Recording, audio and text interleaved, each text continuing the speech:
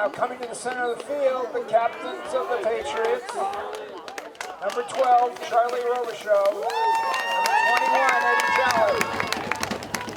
Number 50, Tom Green. And number 67, James Maloney. Grey Ghosts also have 4 captains: Michael Kennedy, William Ruddiman, Sean Brown, and Anthony Opp. Tonight it's Anthony Opp at the center field.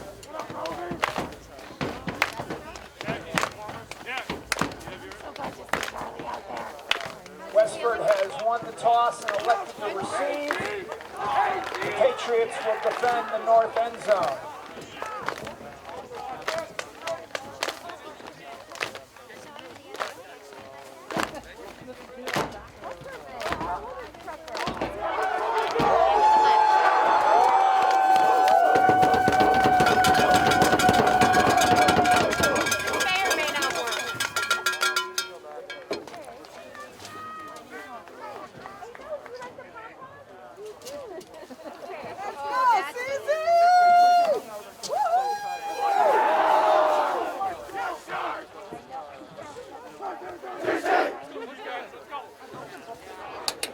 Ladies and gentlemen, we now ask that you stand, remove your caps, and face the flag behind the south end zone for the playing of our national anthem.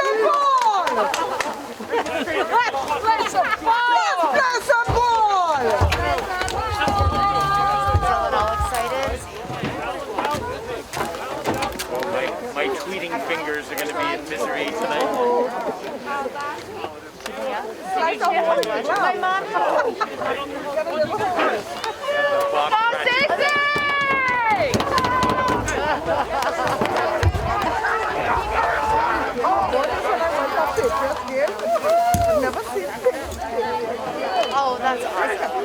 Let's go, Rex!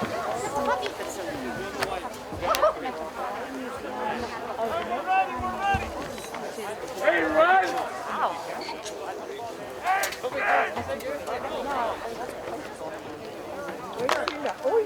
Will Law to kick for the Patriots.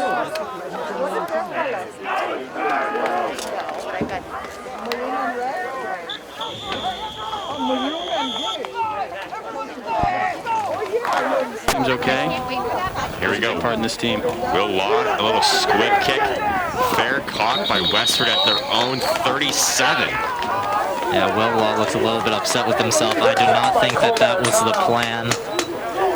Missed kick to start off the game gives Westford Academy pretty good starting field position. Coach Reed having a word with him. Definitely trying to be a little cheeky, pin them down into an area where they couldn't return it. Coach Coach Reed and Will Love worked together for a long time. They know each other pretty well. Of course, Coach Reed was the special teams coordinator before being promoted to head coach this season. So the kicker's been in the program for a while. CC will start on defense. Westford's got it at the 37 left hash. Robert McCormack, the quarterback, shotgun formation. Sends a man in motion, trips to the right, takes it himself to the right. Tom Green pushing. McCormack goes to the edge and gets dragged out of bounds by Blake Newcomb for a gain of about 7 yards. Blake Newcomb on the tackle. Pretty good track down tackle there from Blake Newcomb. Tom Graham almost had him, but the quarterback quickly gets to the edge. Newcomb took a good angle though. Safety able to get to the outside, force the tackle. Gain of about 7. It's a wild cut there for number 11 as the main quarterback takes it, tosses it to McCormack going left. Makes a spin move, but Grehan is right there for a gain of 0, setting up 3rd and 3. Pats D absolutely blew that play up. If you let captains James Maloney and Tom Garden in the backfield on your first real run attempt, it's a big mistake for the offense to start off the game. So those are 2 of the Patriots' best defensive players. 3rd down, Dominini hands it up the gut. McCormack fighting for yards and he's short. 1 yard short. A plethora of CC defenders were there and set up 4th and short. Big stop there from CC on the opening drive. At midfield, Coach Gendron will have a decision in front of him. For now, it seems the offense is staying on the field. Yep, you can't elect to receive. Oh, it looks like they might be subbing out the quarterback for the punt team. Pretty surprising if they end up doing that, considering you elect to receive. You've got a 4th and 1 from midfield. This definitely seems like go for it territory. Patriots will definitely be on their guard. They're yet to send a returner back, as if they're expecting a fake or not entirely sure what's going on. McCormack's going to field a play call here. And Westford's going to talk it over. They're going to call a timeout here to discuss what's going on. Interesting start. A little bit sloppy, got to admit, from Westford so far. CC's defense surprised them. 2 stops after the decent play on 1st down forces a 4th and 1. Westford really doesn't know what to do with it. Looks like now they'll send out the real quarterback, Jack Gold. Throughout this season for the Gray Ghost, Robert McCormack has done a lot of wildcat in the backfield, picking up a touchdown earlier in the season in their game against Newton South, which they won in convincing fashion for their only win of the season. Thought maybe he would see a similar play there, trying to pick up the 1 yard needed, but now the punting team out, and CC sends Jamo back to field it. And Jack Gold is actually the punter. Gold, nice punt, angling down at the 29, takes a Westford bounce and keeps rolling as Westford will pin it at CC's own 13-yard line. Great punt from Westford there. And one thing I noticed, coaching adjustment from last week to this week, Tyler Jamo, the only returner back for that punt. Now, maybe that was because they wanted to have more people at the line of scrimmage in case it was a fake, but Max Hamill has been a part of 3 muffed punts in the last 2 weeks. So maybe they're electing to go with just 1 return man on punts from now on. Dylan Jennings, shotgun formation, Corvette to his left. Jamo in the slot. Handoff goes to Eddie Jellin to the left. Got a head of steam and makes his way to the 18, a gain of maybe 2 or 3. Eddie Jellin covered a lot of ground there, but only got about 3 yards. So James Maloney had a nice block on that play. Patriots offense looking to have a really good week this week. They played decently at times against AB last week, but a lot of turnovers kind of stalled them a bit. They were only able to put up 2 touchdowns. Looking to return to the form we saw against Waltham 2 weeks ago. Jennings shotgun, quick pass to Jamo in the flat, makes a man miss, makes another man miss, lowers his shoulder and gets about 5 yards. Jamo had no business getting anywhere, and he's setting up 3rd and short. Dylan Jennings' throw, not quite on the money, but good to get some confidence into the young lad early in this game. Like you said, struggled a little bit last week, save for those 2 big touchdowns. The one thing CC has yet to do last week or today is put together a nice long drive from end to end. They'll have to do it here. Ball still on their own 18, maybe now 20-yard line. Jennings, quick snap. Scampers up the middle, enough for a first down. Kind of a Le'Veon Bell hesitation, if you will. Enough for the first down. That's been their favorite play on 3rd and short to start off games the last couple weeks. Dylan Jennings in the backfield by himself, taking it up the middle, trusting the offensive line to get a push of a couple yards. And it works that time. They move it up to the 26-ish yard line. 1st and 10. Jennings shotgun. Jamo in motion. Hands off to Jamo going right. Bounces out. A lot of Westford guys there. And he gets pushed to the ground. A flag is thrown. I think this might be a block in the back on Ryan McCullough. One of the refs had Maybe a perfect view on it. The sideline ref made the call. Yep, it's going to be a holding against CC. So that'll move him back about 10 yards. 1st and 20 from what should be the 16, although it might be a spot foul. Yep, they'll place it at 9-yard line. So 1st and 22. 1st down and 22 for the Patriots 14. CC goes backwards here. Shotgun, fake the handoff to Corbett. Jennings rolling to the right. He's got blockers. Look to throw, but he just ducks it himself and gets maybe 2 yards. Tyler Jamo with his hands out to either side saying, how did I not get the ball there? Looked like he was wide open right at CC's logo in the middle of the field. Would have been a deep pass, and Dylan Jennings just didn't see him. You're right, Jamo was very wide open indeed, but I think his main target, Ryan McCullough, got picked up. They figured out what was going on, and they picked him up about 10 or 15 yards downfield. And Jennings, still working out some kinks maybe, just decided to tuck it and keep the ball. Jennings shotgun, quick pace here for CC. A little end around. Corbett to Jalen. Jalen with lots of space at the 40, the 45, the 50, the 50 to the 40, the 30, the 25. Getting chased down. Cuts back to the middle. Gets a block and gets dragged down at the Westford 13-yard line. That was maybe an 85-yard run. A trickery there from Corbett to Jalen. Wow. We knew they'd bring it early, and they got creative on that one. A quick 2-touch pass there between the running backs, and Ellie Jelen was out in open field. And I have to say, when Jelen gets in the open field, there are few that can stop him. And really, if he had about 10 more yards to his right, he was probably going to the house. Westford did well to catch up and stop him, force him back inside, make the tackle. But my, oh my, going from a 2nd and 17 to a first down on the other opponent's 11 or 12-yard line, it does not get much better. There with the misdirection, Jordan Corbett handing it off to Jelen. Corbett up the middle, gets the handoff, gets spun around, fights for extra yards all the way to the Westford 7. The tandem of Jelen and Corbett working wonders again here early. Big success 2 weeks ago at the Waltham game, combining for 3 touchdowns in that one. Looking to open their account early here, as they're going to get a 2nd down from inside the 11-yard line. CC on the right hash with Tyler Jamo has a one-on-one far left. This could be a slant to him. Jennings hands it to Corbett.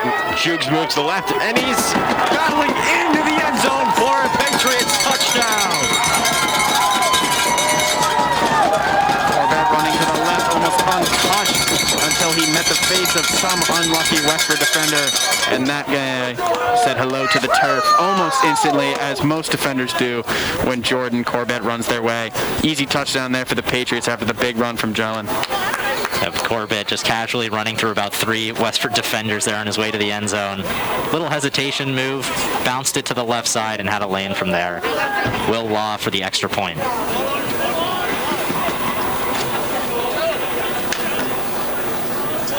Law, snap, the set, the kick, and it is good. And so with 6:47 left in the first quarter, CC draws first blood up on the great Joe Joseph Westford, 7-0. It required another big chunk play, but a touchdown's a touchdown. And Coach Reed will be psyched about that one. Same congratulating his young QB. And of course, the man who did most of the work there, Eddie Jellin and Jordan Corbett to finish it off. Quick 7-0 lead for the Patriots here. 6:47 left in the first quarter. WIQH Concord, Minuteman Media Network, 88.3 FM radio. This is exactly the start the Patriots were looking for. Jumped up to a 7-0 lead, and they will get the ball coming out of the second half. So really good start for them. They got the 3-and-out on defense, and the offense, an electric play by Eddie Dillon, able to move the ball down the field pretty easily and pretty quickly. David, going back to that 4th-and-1 at midfield, do you think the Ghosts should have gone for it now, knowing that Patriots started so well in this one? I guess they trusted their defense with 4th-and-1 at the 46-yard line when you elect to receive. I'm taking my chances with that if I trust my offense. But I guess they were scared of that CC defensive line. And for CC on that drive, it was really that one big play, the misdirection from Corbett to Jellin that opened things up. As Law set to kick this one off, kick is oddly similar to the first one, and it is fair caught this time at the 35 of Westford. Now I'm not so sure it was a mistake the first time. I think this is what they're trying to do. Not exactly sure why. It's just giving them good field position, but I guess they're limiting the potential for a big return.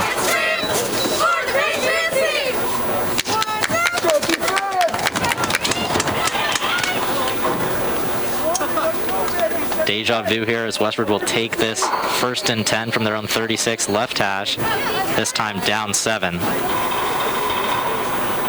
As Chuck hypes up Jordan Corbett post touchdown on the sideline. Jordan had a tough week last week, 2 fumbles. I think 1 was recovered by CC, but altogether not really able to get much going on the ground, already having a bounce back game. Here's McCormack. Gets the handoff to number 30 to the outside with a head of steam, as that was Anthony Rudeman getting the 4-yard gain.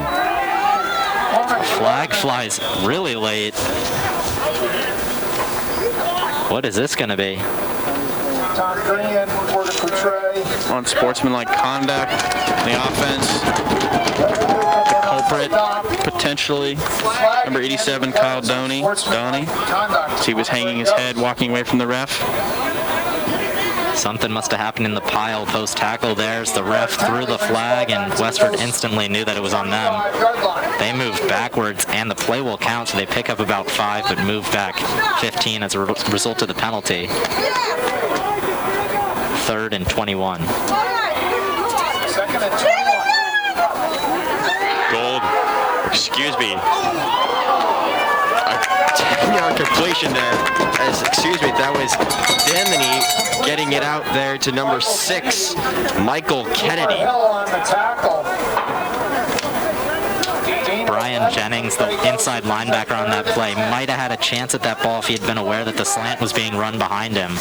But you're going to see that matchup come up a lot today. Number 6 for Westford is one of their best players, receiver, and Cooper Hill's going to follow him around the field today. 39, Domini to McCormack. Juke move the outside. He's got the edge, and he's got the first down and more. McCormack to the 30. Gets pushed out of bounds by Blake Newcomb with speed, but not after a 40-yard gain all the way to the Concord Carlisle 25-yard line. Big plays last week and this week, deciding who gets points and who doesn't. Both teams now with big rushing plays to get them out of a jam. That one coming on 3rd and long for the Grey Ghosts. And now they're in business here on the Patriots 25, excuse me. 5:37 left to go in this first quarter. CC already with a 7-0 lead, but Westford driving. Damini to McCormack, makes another move, stiff arms Grehan, but ultimately gets a loss of 1 yard on the play. CC again in the backfield early. I mean, this has happened over and over again over the last 3 weeks, really since Waltham. This Patriots front 7 has been blowing up play after play, getting in the backfield all the time. They own permanent real estate right now in offenses, quarterback space. Damini shotgun. Pitches out to McCormack. Maloney can't make the tackle, and McCormick scampers to the edge for a gain of maybe 6 yards. We'll see where they spot him. The battle in the trench is raging right now. Patriots seeming to have more success up the middle. Grego selecting to pitch it wide and go to the edge there, where they found success on that last play. It'll be 3rd and 6 actually as Westford hurries to the line. Damany shotgun. Pitches it there to number 6. Bounces it to the outside. I think he'll be short, as that was Kennedy there running it. This will be 4th down. Here's another big 4th down decision. It would be a pretty long field goal and only a 4th and short. A couple snowflakes float into the stadium here on April 2nd. Ladies and gentlemen, we have It is 4th and 3. Damany trying to get the hard count. CC not biting. Damany going to the sideline. What's he going to do? Damany gives it to McCormick up the middle, and he gets stuffed back by James Maloney and Brian Jennings. Turnover on downs. Brian Jennings continuing to blow minds here. The young lad combining with the veteran James Maloney, blowing up that run in the backfield. Jadeveon Clowney-esque, you might say. That play was not anywhere close. And the Patriots will start similar to where they did last time, still up 7-0 here. 4 minutes left in the first quarter. Great start for the Patriots on both sides of the ball. Brian Jennings has sneakily been one of the best stories of the CC team so far this year. Started off basically as a second stringer, but each week he's earned himself more and more playing time, and he continues to show up big when they need him to. That was a huge 4th down stop. Patriots take over on offense inside their own 20. There's 4:40 left to go in the first quarter. CC 3 and out on the first drive, then they were able to score. You just saw that big stop, and they'll get their second offensive possession of the game. See if they can repeat what they did last time. Our inside guy close to this Patriots team told us that this Westford team, this Westford offensive line, while big, were not fast enough to deal with the likes of James Maloney and Tommy Grahan on the edge. And as you saw there, linebacker Brian Jennings bursting through whatever seam Maloney created, making the stop, getting the stop for the team. And of course, now the Patriots will take over again, taking their time here on the first match break of today's game. It's obviously a cliche, but the battle of the line of scrimmage is usually where the game is won, and so far CC is handling the line of scrimmage. Yeah, and I think JH mentioned that on maybe their first or second down of that series, how they were more successful going to the edge than up the middle, and then on 4th and 3 they elect to go up the middle. CC stuffs them at the line of scrimmage. Good call, JH. I'm not always wrong. I was frequently wrong in that first game, but Here we go. Jennings shotgun, handoff to Jellin. Juke move up the middle, drives with them of 5 Westford defenders. Westford claiming there's a fumble on the ground. Westford has the ball, and it comes down to whether the refs deem him down or not. Jellin immediately tapping the ground as if to say, how could that be over? I was sitting on the ground. The Westford players celebrating like they have it. And now the ref's just talking and deciding it's going to be a fumble because he couldn't see it. This is the downside of a high school football game as opposed to a Division I college football game or the NFL, where the refs kind of just look at each other and say, looked like a fumble to me, sir. And so now Westford's going to take over at CC's own 17-yard line. So you're right, Austin. In the NFL, you see guys from both teams pointing, oh, we got it, point this way, this is where it's going. But then they obviously show you 300 replays of the play, and okay, this is what it was. But it seemed like on that play, the referees, were just like, who had more guys on their team pointing their way? Let's go with them. Unfortunate turn of events here for CC. It's Damany shotgun formation for Westford. Floats one over to McCormick on the edge, and he gets shoved out by Maloney and Jellin. Pickup of about 3 yards, maybe 2. Eddie Jellin and James Maloney. The CC defense gonna deliver some punishment to this Westford team for a little bit of a cheap possession they're gonna have here. Maloney definitely exchanging some words with McCormick at the end of that one. The ref right in the middle of it stopped that quickly, but things like this add a little spice to the game, if you will. Certainly. 2nd and 7. Westford with the ball in the left hash in Patriots red zone. Damity under center. Pitches it to McCormack, who gets taken down by Elijah Williams with one arm. A loss of 5 yards on the play. I think that ankle's looking okay. If Elijah Williams moving like that, dragging people down. The one-man wrecking crew, turning a second and short into a third and long here, pushing them even closer to out of field goal range, I should say. It looked like the player may have gotten past Elijah from our angle, but Williams was just carrying his shirt, grabbing onto him, and pulled him down by the back of his shirt. 3rd and 14 here. Damity floats one to the end, and it is caught short of the first down, a pickup of maybe 7 yards, setting up 4th down and 8 from a CC 15. Yeah, that's a great catch by McCormack, but not even close to the first down. And it looks like they're going to go for this maybe 4th and about 9. 4th and about 8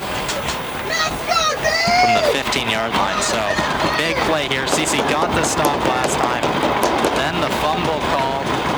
And now they're just stopping them again. CC's defense has been dominant so far. Let's see if they can keep this up on this big 4th down. Cooper Hill up against number 6 up at the top. Damity under center, McCormack to the outside. Lateral to McCormack. Going to the edge, and he is taken down by 3 defenders, notably Cooper Hill. Once again, the Patriots forced a turnover on downs. Coach Reed bragging about it in his pregame interview, rightfully so. I mean, look at this performance, and it is a performance going on in these first 3 Westford possessions. Almost all of them stopped directly in their tracks. The only thing that Westford have to show on offense is that 140-yard run earlier in the first quarter. But otherwise, CC playing really, really solid on the defensive side of the ball. Yep, we'll take 2 here. 2 minutes, 35 seconds left in the first quarter. Patriots up 7-0. Now they'll truly have their second offensive possession after the fumble or maybe not fumble on their last possession. Shotgun for Jennings. Hands it off to Jellin with a blocker. Cuts back to the middle and picks up 3 yards. Jellin just covers so much ground whenever he touches it. You feel like it's going to be a big gain, and then you look at the sticks, and it's, oh, wow, that was only 3 yards, but he moved so far and felt so quick. A little bit disappointing there to see him only pick up a few, but every time he touches it, I guess he could take it deep.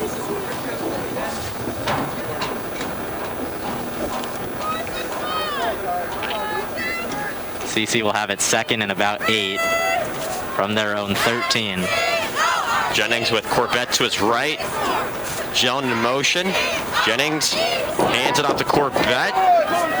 And he pushes the pile forward for a gain of probably 3 or 4, setting up 3rd and 4. Westford drew up the safety blitz on that one, and he was able to get into the backfield and hit Jordan. Didn't exactly bring him down, but definitely stopped his momentum, made it less of a gain. This is going to be an interesting 3rd and 3. In the past, we've seen him go with the Dylan Jennings QB keeper up the middle. We'll see if they go to that again.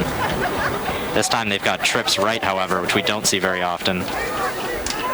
Jennings, 3rd and 3.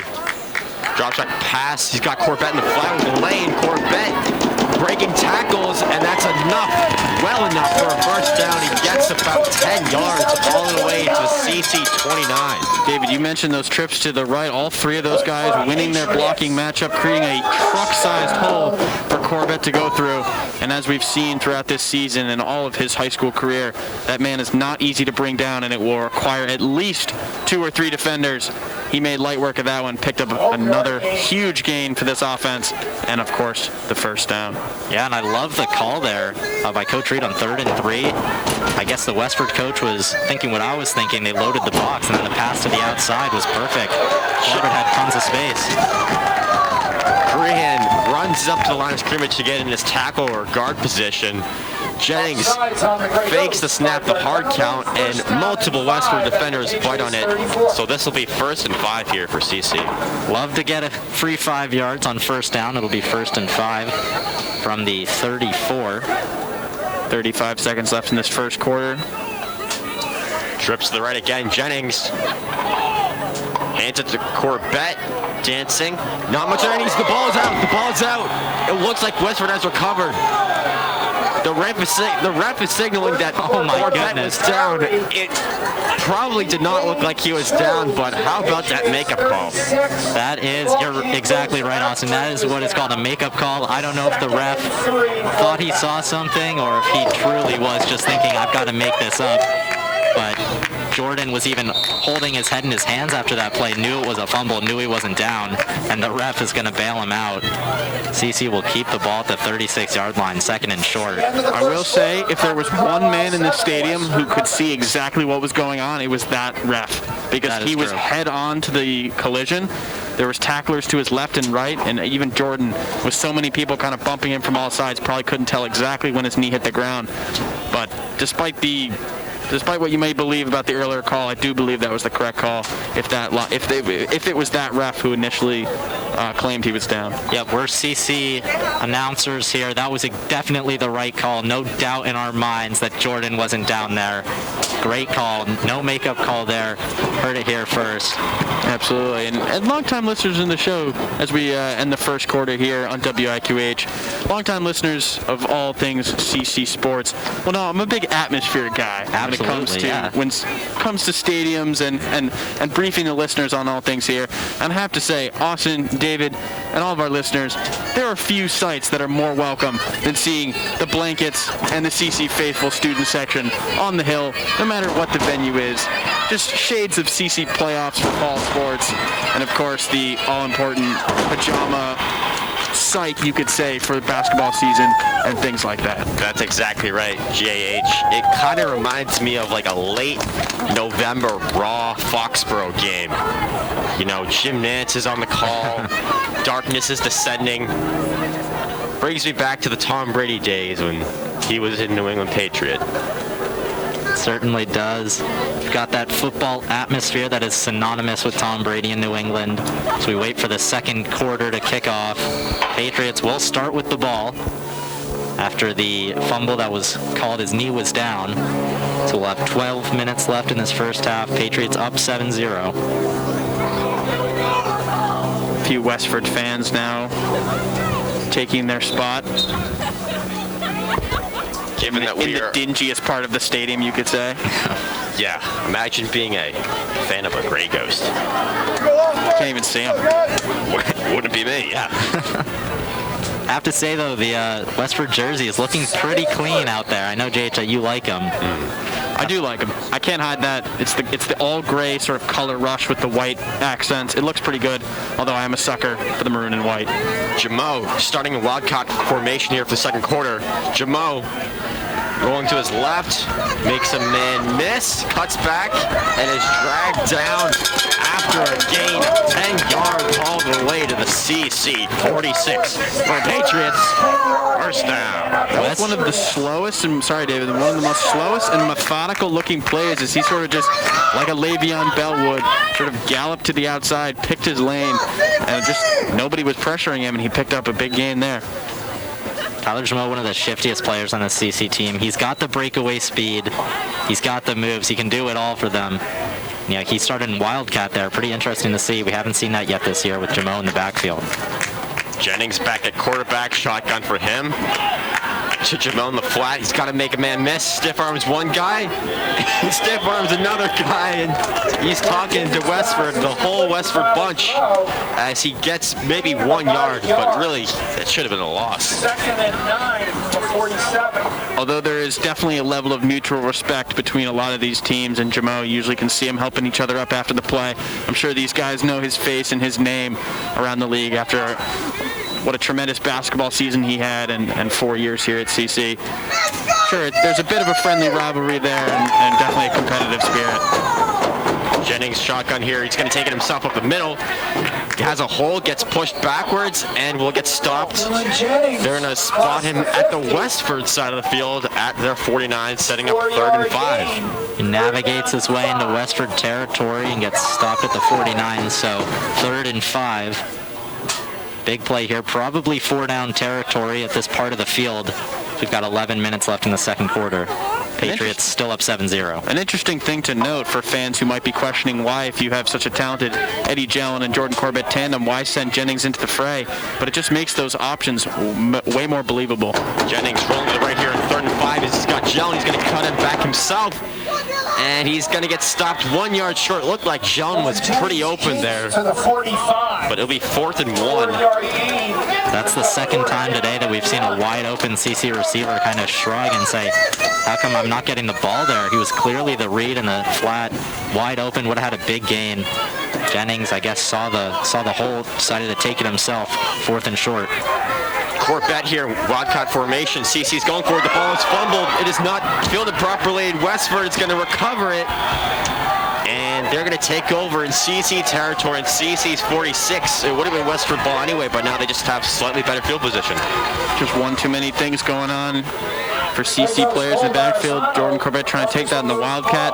Looked like the snap was a little high, but Corbett probably not used to fielding too many snaps like that. Just went up over his head, unable to fall on it.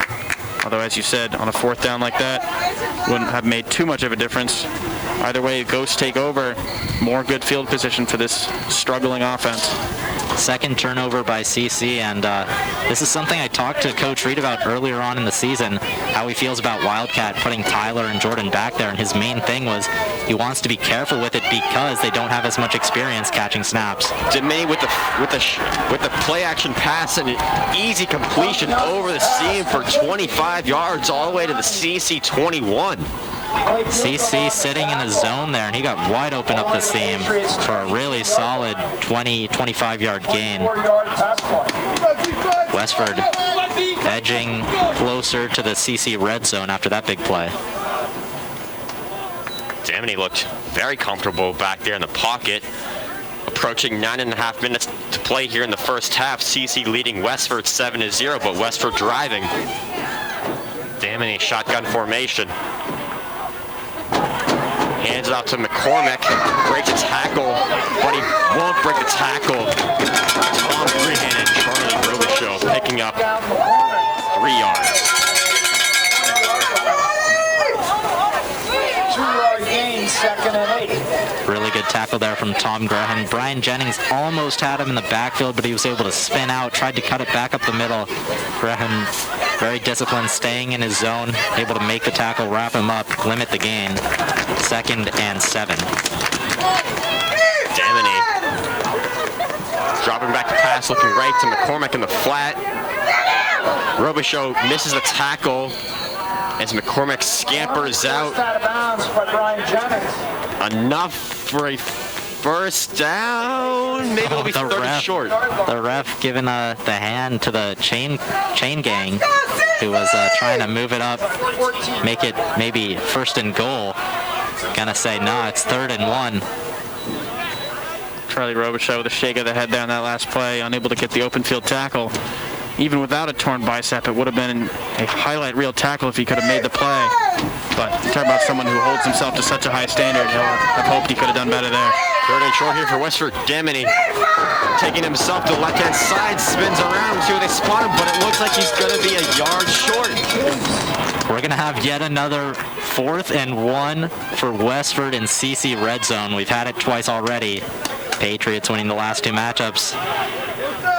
How many times can you stop them on 4th and 1? The CC defense really embodying the bend, don't break mentality, giving up pretty much like one chunk play, if they can afford it with the yardage, and then just really digging in their heels and forcing 4th downs or 3rd and long.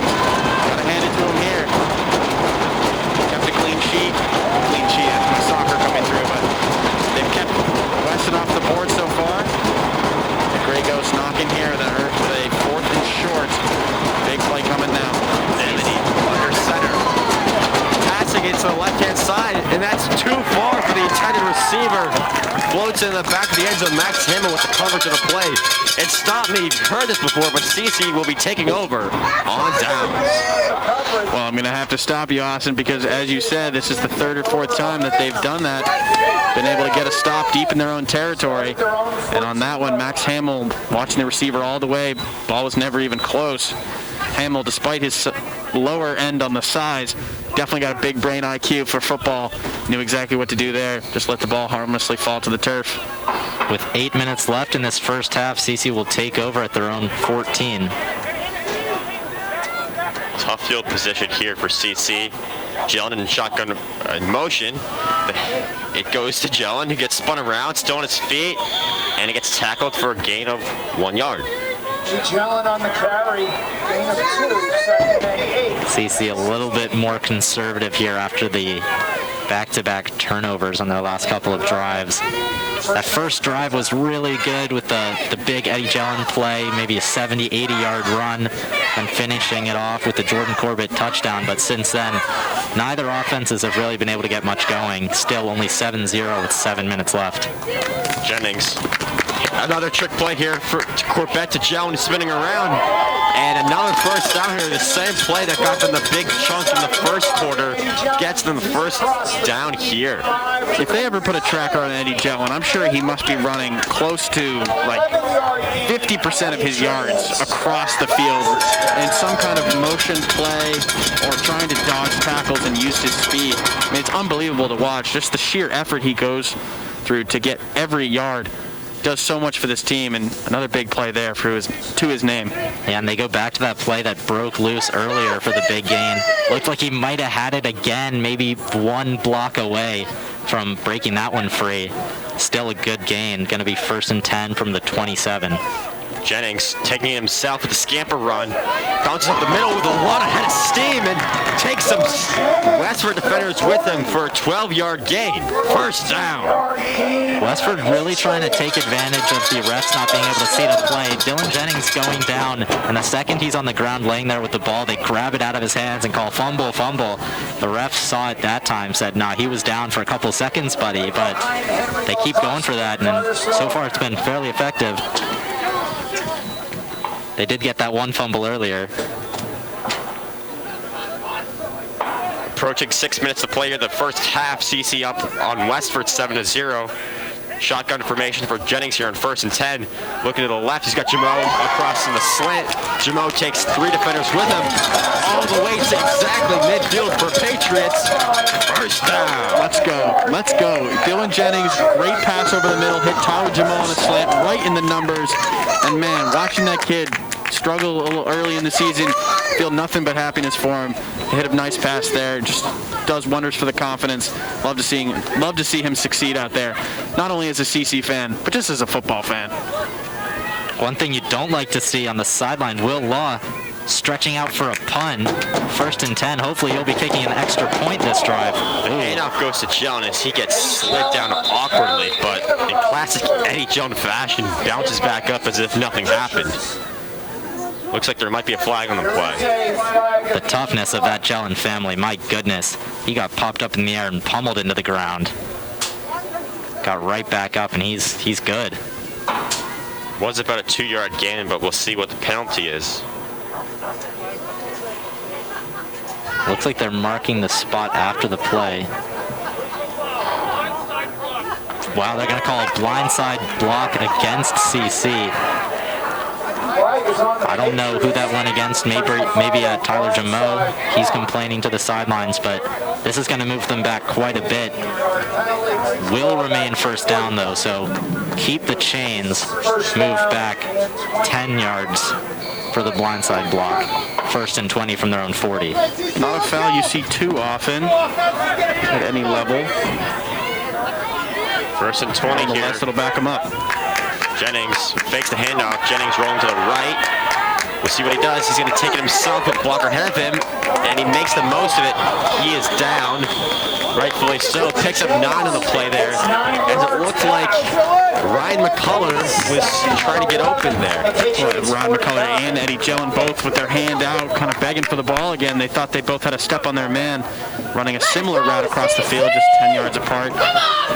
Jennings, again, maybe trusting himself a little bit more than his arm right at the moment. Trusting his legs more than his arm, I should say.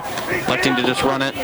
Picked up a nice gain there on 1st down, but eventually maybe wanting to go long on one of those. Able to pick up 9, but pretty solid route concept so far with Dylan Jennings rolling to his right. Rolling to his left here is Jennings. He's going to throw across his body. He's got Jamo, who can't make the play on the ball. Was slightly behind him. Jamo might be looking for a pass interference call, but this will set up 3rd and 11. And I'm with Jamo. I thought he got hammered right as he turned to grab that ball. Throw was a little bit inside of his route, and as he turned back to get the ball, defender arrived awfully early, kind of put a shoulder into him. He was unable to come down with the ball. I've got to say, it's not really fair to Tyler Jamo, although it is partially just a testament to how good he is. Every time I see the ball go up anywhere near him, I'm surprised if he doesn't come down with it. Was that an offside called on CC? Are they going to move back CC again? He signaled Should be something you don't typically see, an offensive offside. 3rd down. Oh, ineligible man downfield was the call. My fault. So it should remain 2nd down at the very least. 5-yard penalty. They're saying it's a loss of downs. I think that was the call there at the CC sideline. Seemed like multiple calls of some kind. The referee trying to, without a microphone, just sort of yell to the sidelines and to the fan section to explain the call. Still waving his hands around about something. Ref making a bunch of signals. But nonetheless, it'll be about a 3rd and 15 for this Patriots team. Here we go. Jennings makes the lateral up himself. Got a lane. He's got another lane. Lowers the shoulder and picks up 10 yards on that play. All the way to Westford 45. So this could set up a 4th and 5 situation here. Almost wonder if Coach Reed's saying, Jennings, do what you want. See if you can pick up the sizable yards. If not, they're happy to punt it away with the 7-0 lead. But Jennings doing well to keep the offense out here on 4th down. They're going to stay on the field. We'll see if they do a hard snap. Jennings shotgun formation. The offense is looking at the sideline to see what to do. No surprise that they're not in Wildcat formation this time. They're going to call a timeout to give us a little bit of time to think about this one, as there's just under 4 minutes left in the first half. CC with the 7-0 lead and facing a tough decision on 4th and 5 from the Westford 45.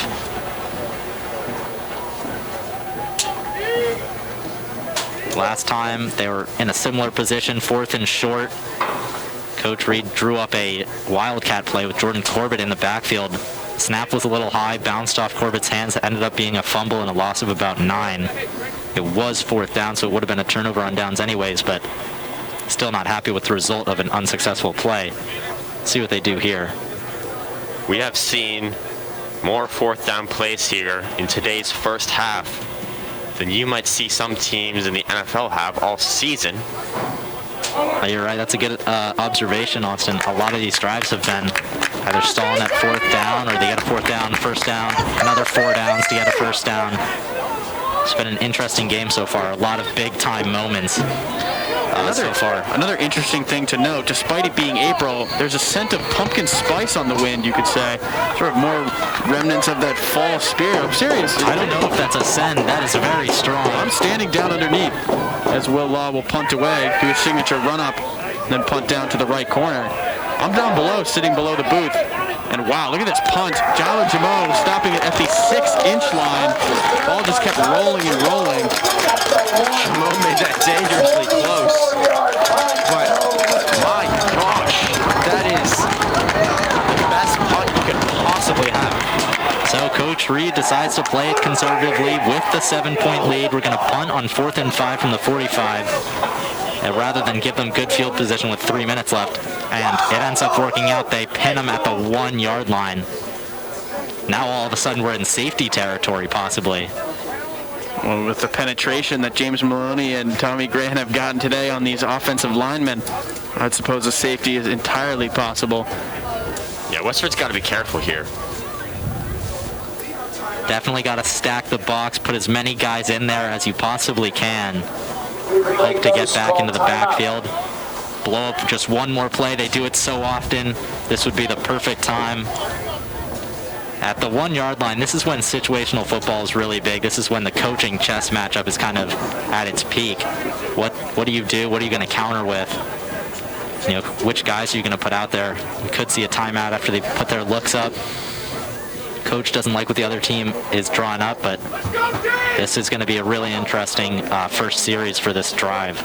for Westford. And you talk about a Westford team that's really relied on pitching it out wide. Usually a pitch is exactly what you don't want to do for fear that if any kind of penetration from the edge gets through, you really have nowhere to go. Usually an inside run would be the preferred play for any team on their own half-inch yard line. But of course, we've seen Westford with little success there as well. Maybe going to try a pass out wide, but it's equally as risky. Any kind of foul in the end zone will result in a safety. Tammany will be in shotgun formation here with two halfbacks. He's going to fake the handoff up the middle as there is number 9, William Rudeman, picking up 20 yards on the first and 10. Yep, that's exactly what you've got to be careful of if you're the defense in this situation. You get so ahead of yourself thinking, we've got a chance at a safety. They're probably going to run it, stay conservative. There they go with the play action, pick up a big gain. Hard up here for Westford, floats one deep, and there is number 6. At the 20, the 15, the 10, the 5, the touchdown as Michael Kennedy goes 80 yards to the end zone for the Westford Grey Ghost. And in 2 plays, Westford goes 99.5 yards. Wow, what a turn of events here at Memorial Field. Unreal. We were talking about a safety at one end, a blown coverage on one, and just a great route and throw on the next 2 plays. Like you said, go the entire length of the field. And with 3 minutes and 17 seconds left, Grey Ghosts will have a chance to tie this game at 7 apiece after really nothing at all in the first half. That is backbreaking for all the members of this CC team to play so well and then just give it up right there at the end. Absolutely crushing for this defense that, as you said, has played so well all game to then give up a 99-yard drive in about 30 seconds. One thing you could take away from it is there is still 3 minutes and 17 seconds left. Plenty of time for CC to get this ball, maybe drive down the field, put up 7, and then because Westford decided to receive opening the game, CC will get the ball coming out of the second half break, so they could, have back-to-back possessions here. You're right, that 2-for-1 potential could be, like you said, that bright spot coming now with more time than they would have thought they'd have. Important to mention the extra point was good, so it is tied up 7-7 here with 3 minutes, 17 seconds left in the first half. We've got a good one. This is a big game for both teams, kind of fighting for that playoff spot potential. CC is 1-2. Got to win at least one of the next 2 to make the playoffs. Both teams, like you said, trying to improve to 500 with a win here today. Coach Delacondro telling us pre-game that he would have a heart attack if number 6 got the ball, that being Kennedy, and Kennedy just went 80 yards right there. We can report Coach Delacondro is now having a heart attack though at this time. Westford about to kick off here. It's going to be fielded by Jamo at the 10-yard line, a line drive kick. Jamo up the middle, taking it to the left, but gets cut off. Stays on his feet, actually. He stays on his feet. Jamo, he stays on his feet. He stays on his feet. He stays on his feet. Guys, refs, he stayed on his feet. What is happening? I'm telling you, he stayed on his feet. Coach Reed furious with the ref. His knee did not touch the ground. I'm telling you, Coach. I'm telling you, Ralph. He pulled an Alvin Kamara, got spun around, and was able to put a hand down, stay up.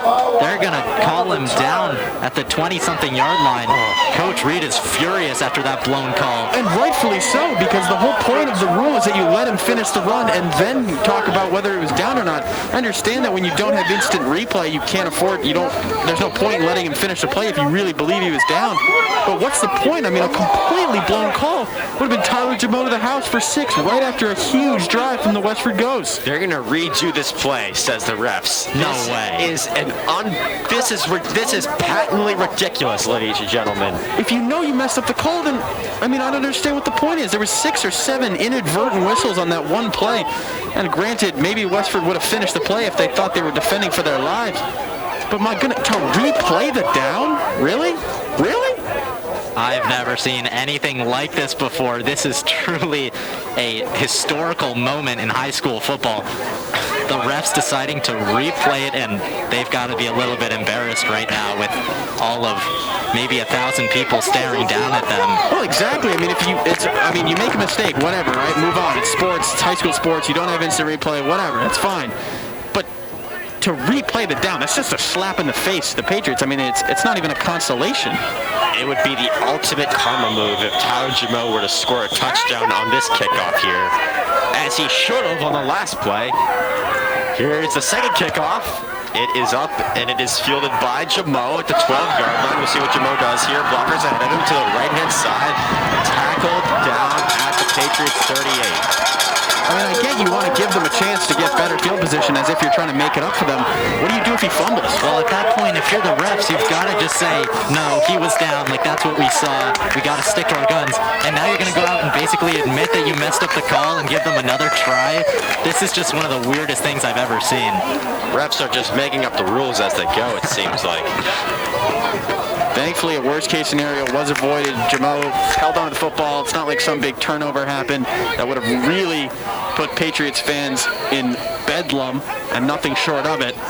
But after the storm, the Patriots will start this drive from their own 36-yard line, 3:05 on the clock. Jennings rolling to his left, throwing over the middle. Pass is caught at the 50-yard line and down. Keeler with a rare reception there, picking up 12 yards to midfield. First down for the Patriots. CC playing with a little bit more energy after getting possibly a little bit cheated by the refs there.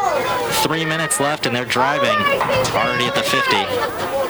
Little revenge tour for Patriots faithful. It deserved a touchdown on that last one. Hurry up mode here for the Patriots. Jennings shotgun formation. Patriots now looking at the sidelines for the play call. Jamo in the slot. McCullough to the wide side, the far side, excuse me. Brian Jennings to Dylan Jennings' right. Jennings, shotgun here, takes a snap, up the middle himself. Got a lane to the right. And the tackle's made there after a gain of 7 yards. It seemed like that Westford play did not tackle. Jennings had a lot more room to go. Yeah, Westford blitzed off the edge there again, which is probably a good play call, but Dylan Jennings somehow able to squeak through and get outside and run for a couple yards before getting brought down, despite bringing in the blitz. All the movement that Coach Reed has assigned Jennings today has really left his ghost team trying to figure out where the heck to set up their defense. When he goes inside, when they push inside, he rolls out to his left and looks for a pass downfield. And as we saw there, he's just running enough the gut, finding a hole in the defense, making big plays. 1:40 to play in the first half. Jennings shotgun. Eddie Jones in motion. Rolling to the left is Jennings going to run it himself. He doesn't have much room, but gets to the outside. It looks like that might have been a late hit, sir. But they're going to say it was merely a 4-yard gain. And Mrs. Corbett is shouting that that was unnecessary roughness, and she might have a point. Jennings definitely took a big hit there on that 4-yard run, but we've seen him do it time and time again. Not afraid to put his body on the line for this team. It's great leadership quality to see out of your quarterback. There's 1 minute and 30 seconds left in the half. He did get out of bounds, which I believe stops the clock. So 7-all still. The Patriots, the 37-yard line of Westford. Jennings didn't start the season as much of a runner, but these last 2 games doing a lot of it with his legs. So we see Will Law to our right, practicing some kicks into the tent. As Jennings is here, take a snap, hand off to Eddie Jones, a lot of space on the right-hand side, gets tripped up, the flag is tossed. Westford is saying it's on CC. There's a pickup of about 5, and it will be on CC. Gonna be a holding. Whenever that back ref throws a flag, generally gonna be a holding against the offense. He saw it that time on the run to the outside by Eddie Gillen. So will be a first and maybe 20, depending on where they spot the foul occurring. Brian Jennings subbing in for Kyle Fevick here. 1:25 to play here in the first half. The score CC Westford.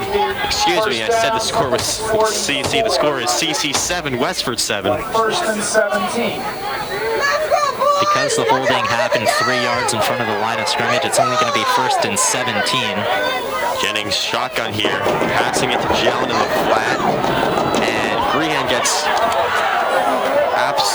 Jalen gets absolutely smoked for a gain of about 7. Good work there by Jalen, but Grehan absolutely got away with the hold in the back. Jalen making one man look absolutely silly, just froze him in his tracks, and the ghost teammates probably trying to make up for that a little bit, laying in the hammer at the end of that play. Jalen just shows you how crafty and how shifty and how quick he is in the open field. One thing that's been very noticeable so far today is that this Westford defense hits very hard. Under a minute to play here. Dylan Jennings come back. It's Eddie Jones over the middle with the completion. He gets dragged down back to maybe the original line of scrimmage. And with under 30 seconds to play here, it'll be 3rd and 11.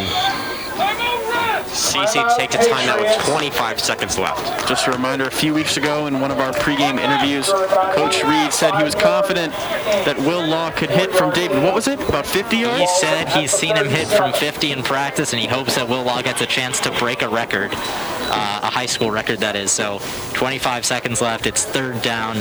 You're maybe looking at a gain of 5, get out of bounds, and then may as well throw him out there, give him a shot, right?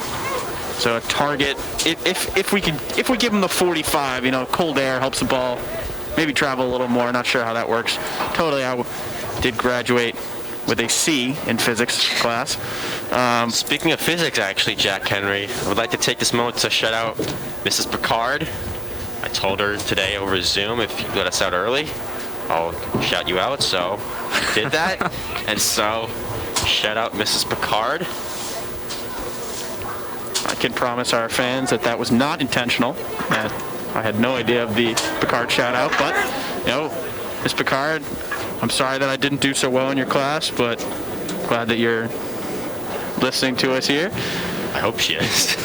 She's probably not.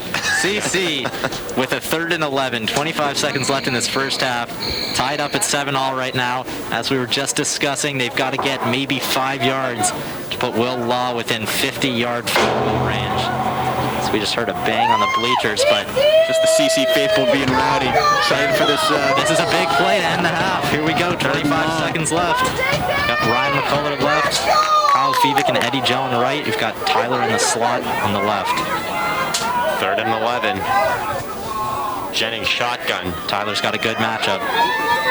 Jennings looking at Jamo. It's actually to McCullough. The pass is low and it's incomplete. So it's going to be 4th and 11. Just 3 seconds go off the clock. So at this point, you might as well just go for it, right?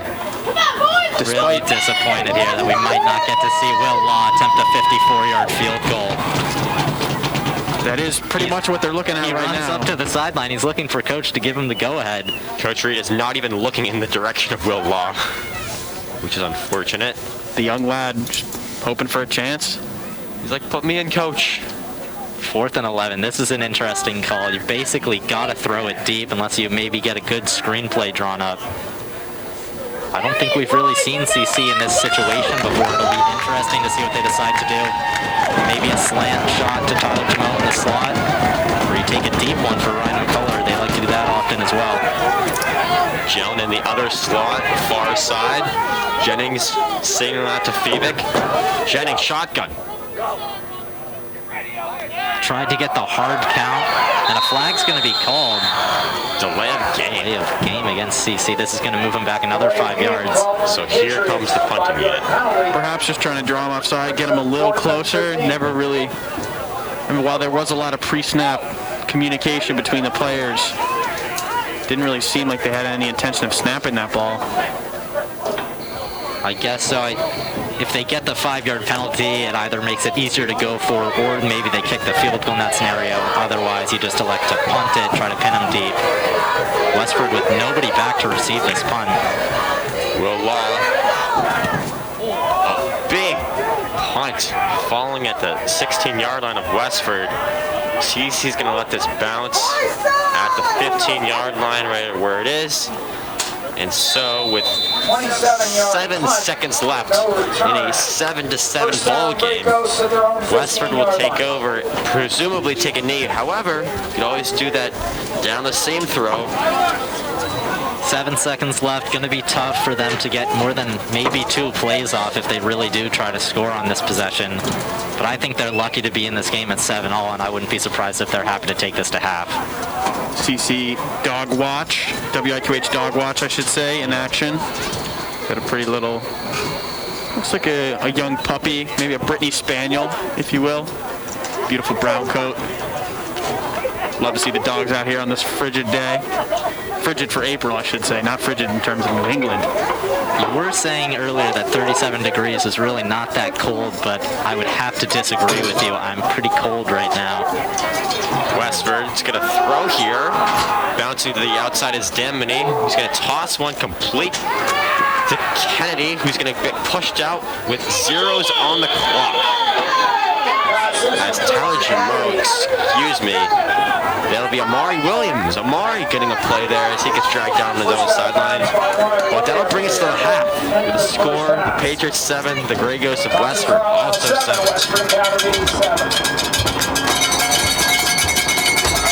DC. Pretty solid first half, I'd say, other than, giving up the big play and then the touchdown, which was pretty disappointing after what had been really a dominant defensive half. Was a little bit unfortunate. They only go into half tied, but so far I'd say they've been the better team, and they do receive the kickoff out of halftime. We'll take a quick break. We'll be back after this halftime. 7-all. Everybody, welcome back to the field here, Memorial Field. We got a good one here. 7-7 is the score between the Concord Carlisle Patriots and the Grey Ghosts of Westford Academy. My name is Jack Henry, joined by Austin Barrick, and now joined by first-time broadcaster Webb Constable. Webb, say hello to the faithful. Good evening, ladies and gentlemen. I'm Webb Constable, sophomore at CCHS. I play for the JV soccer team and looking to play tennis this spring, and I'm really excited to be here with you guys. Absolutely. Love to have you, Webb. Webb, your thought? You were sitting down here before. You weren't on air, but you were sitting with us watching the game. Anything you'd like to point out that you saw from your eyes on the first half of the game? Yeah, so the Patriots did a great job on stopping the Grey Ghosts on fourth down, and Maloney especially coming up the middle and getting some key stops for the Patriots. One point of emphasis for the Grey Ghosts going into the second half will maybe be changing up their schemes, because their rushing formula on fourth down certainly hasn't worked thus far. Absolutely. That's expert analysis, Webb, and expertly delivered. Thank you. First-time broadcaster. Well done, lad. And now we have the Patriots ready to receive this second half kick. Max Hamill and Tyler Jameau back. Hamill being taken off the punt unit for now, but still out there for kicks. And now the Grey Ghosts getting ready to kick it away for the second time. The first time, saw a little bit of shenanigans with a line drive kick that ended up in Tyler Jameau's arms. And as he was breaking away for what looked like it would have been an easy 6, fans were halted in their tracks as the refs had blown a whistle. They thought that his knee was down when he stumbled after breaking a tackle, but they replayed the kickoff, and the Patriots started at their own 40. And this time the kick is up for our second half. Friday Night Lights squib kick. It's mocked by CC. John Keeler just puts his body on it after that initial blunder. CC will take over at their own 36. Ball scribbing across the CC logo at midfield. It's jumping up, hitting Keeler right in the face, but did well to keep calm and fall on it right after that. Patriots start from their own 37-yard line for the first possession of this second half. Trips to the right here for CC. Jennings shotgun. Jelen. Handoff goes to Jelen, left-hand side. And he will get about 3 yards. Throughout this season, we've seen the Patriots kind of attack the middle with Jordan Corbett and let Eddie Jelen use his speed and his bag of tricks to get out wide and make defenders miss. Short gain there, but a good effort from Jelen. Pick up 3 yards on first down.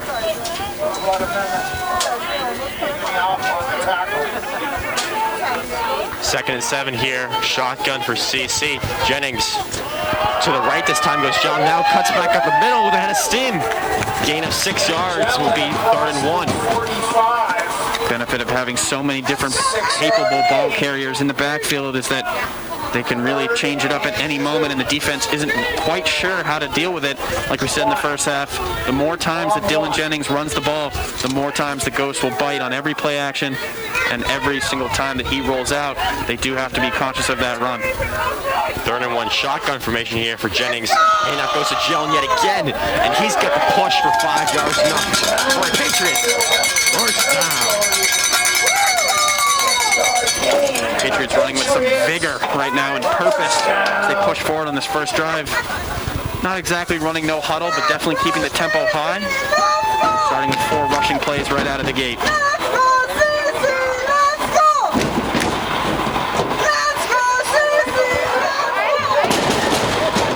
On the Grey Ghost side of the ball, the field now is CC. Jennings shotgun here. Goes to Jelen for the 4th straight time. Jelen doing some work, and he'll pick up 4 yards up the middle. If it ain't broke, don't fix it. Eddie Jelen just picking up 5 yards every time he touches the ball.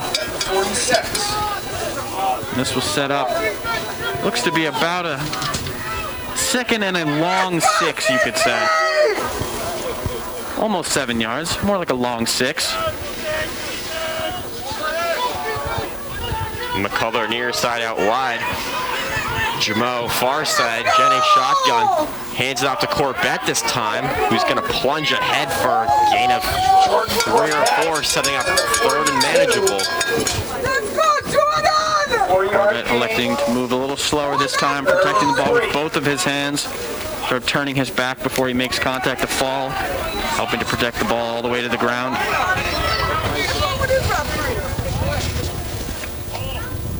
Some of them more controversial than others, but Corbett on the criticism end of almost 4 or 5 fumbles in the last 2 games.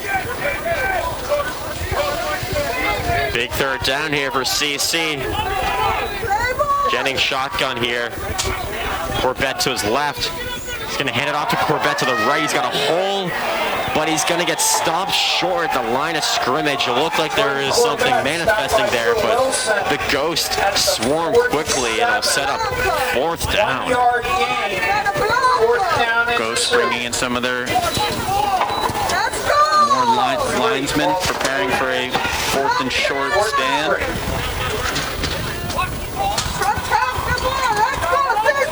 Patriots getting a play call from the sideline right now. Offense still on the field.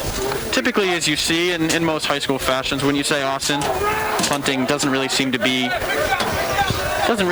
their first choice. That's right, Jack Henry. As we see the Patriots going for it on another 4th down here. Jennings hit off to Jones with speed to the right-hand side. Cutback is Jones. A huge cutback as Eddie Jones will pick up 8 yards all the way to the Westford 35, and more importantly, a Patriots first down.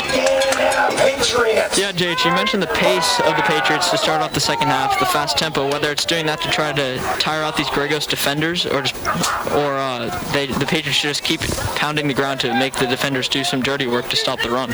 Absolutely right, Webb. And Jalen sort of moving all the way to his right. Didn't even look like he was picking up a yard.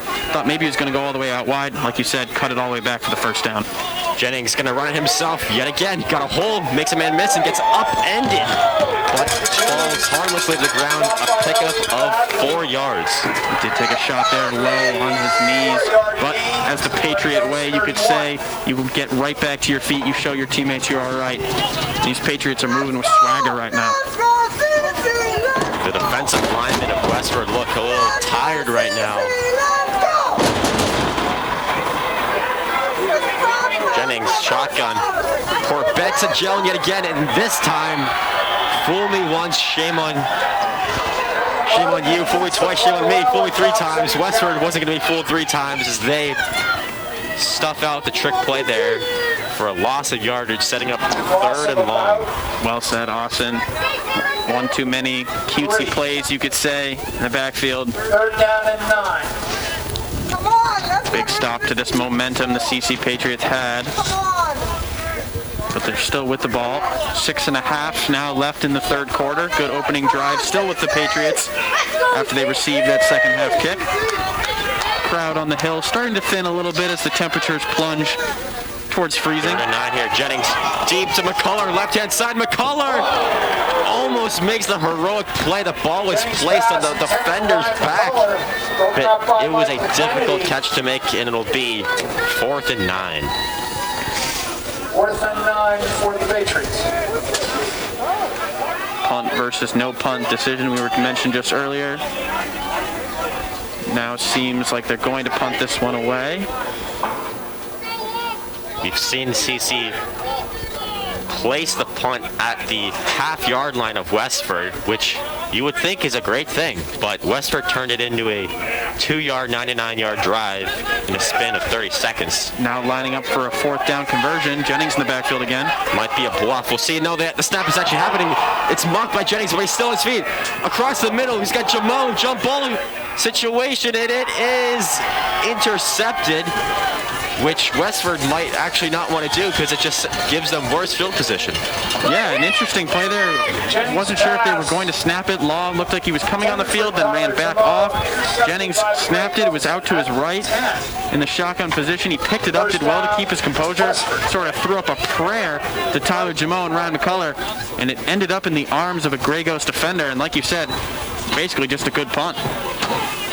Ghosts going to have to start from deep in their own territory, about their own, looks like 8-yard line maybe. Would have been wise just to bat it down, take the incompletion, and start out towards midfield, but maybe a defender getting ahead of himself, saw a ball, wanted ball, caught ball. That's right, Jack. Under 6.5 to play here in the third quarter. That drive taking up almost a half of the quarter. And we still find ourselves with the stalemate. CC's been stuck on 7 points here for a while now. And as a scene guy, yourself an atmosphere guy, Jack Henry, it's a beautiful scene right here at Memorial Field. You're absolutely right. Despite the colder temperatures, can't complain about some Friday night lights, especially when the sky is as pretty blue as this. Got a beautiful game on display here, 7-7. Doesn't get much better than this. Got a snow flurry entering the press box here. Westford has finally made its way onto the field at their own 8-yard line. We'll see what they do. Damini hands it off to McCormick on the outside, and he gets stripped up but stays on his feet and finally gets met by Porter Coutre for a gain of 5 yards. Max Hamill had a chance to stop him for no gain, unable to make the open field tackle. It's tough when two players going with a head of steam like that. Hamill trying to bring him down. He was able to trip him up enough that his teammates finish it off. What a good pickup there by Westford to make something out of nothing. Damini shotgun here, trips the right. Damini looking left, and it is incomplete. Cooper Hill made the hit on Kennedy, forcing the incompletion, bringing up third down. He's going to be feeling that one tomorrow. Cooper Hill came over and delivered a hammer, completely legal at that, right into the numbers. Ball popped out. Was not deemed possession of Weston, so no fumble, just an incomplete pass. A great hit there by Cooper to keep it at 3rd and 5, prevent a first down catch. This is where you have to wonder. Usually you would think it's 4-down territory for a team like this. On their own 15, stop here could be a great deal of business for CC. That's why. It is 3rd down, Damini over the top, and it is just over the outstretched hands of number 9, William Rudeman, incomplete. 4th and 5. Like Newcomb had that one covered all the way. Great speed from the CC safety. If the throw had been a little better, could have been off to the races again for another huge pickup. But the throw right over the outstretched arms of the Ghost captain, Rudeman. And like we thought, the punt team does come out. Tyler Jamo setting up at the other team's 48-yard line. If he catches it there, it'd be great field position for them. The punt is up. It is going directly at Jamo, who fields at the Grey Ghost 47, ahead of steam, and he is tripped up nicely, picking up 10 yards all the way to the Westford 39. Sophomore Matthew Hagan on the tackle, stopped what would have been even better field position, but I like the smart play there by Jamo, focusing on catching that ball rather than taking off to the races immediately. Made sure he had 2 hands on it, then started to move forward, picked up about 10 yards, and the Patriots will start with their best field position of the day at the Ghost 39-yard line. Anytime you can get those, let the defense rest a little bit. Players who play on both sides of the ball, short field position, things like that, goes a long way for a team. Here you go, Jennings hands it off to Joan. Left-hand side, gets met at the line of scrimmage. Allen on the carry, no gain. And some bad news for the Patriots. Elijah Williams, who's been involved in some recent injuries, is on the sideline being tended at the moment.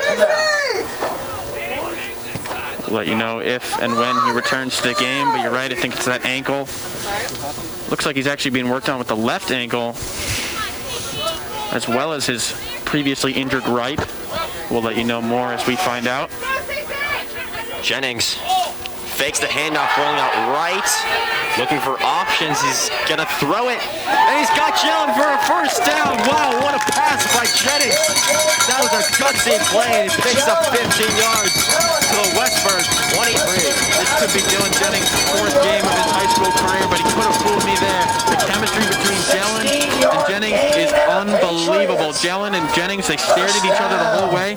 Jelen adjusted his route to create a little space. The throw was on the money from Jennings, and bang, first down Patriots. Huge completion there. Here we go. The momentum keeps going here. Jelen in motion. Jennings taking up himself. Blockers to the right. He's going to go for the first down, and he's spinning. It looks like it's a first down. Let's see if they spot him. Inside the 15. There's a Westford player down on the turf right now.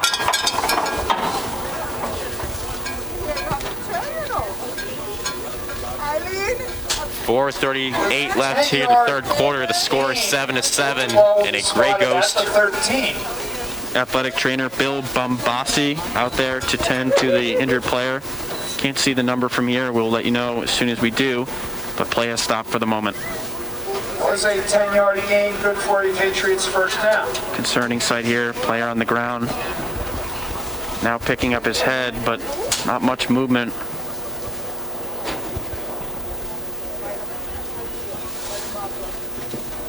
Players from both teams immediately dropping to a knee. The last play there, Jelen getting out to block for his QB. His big pickup. Looks like they did give him the first down.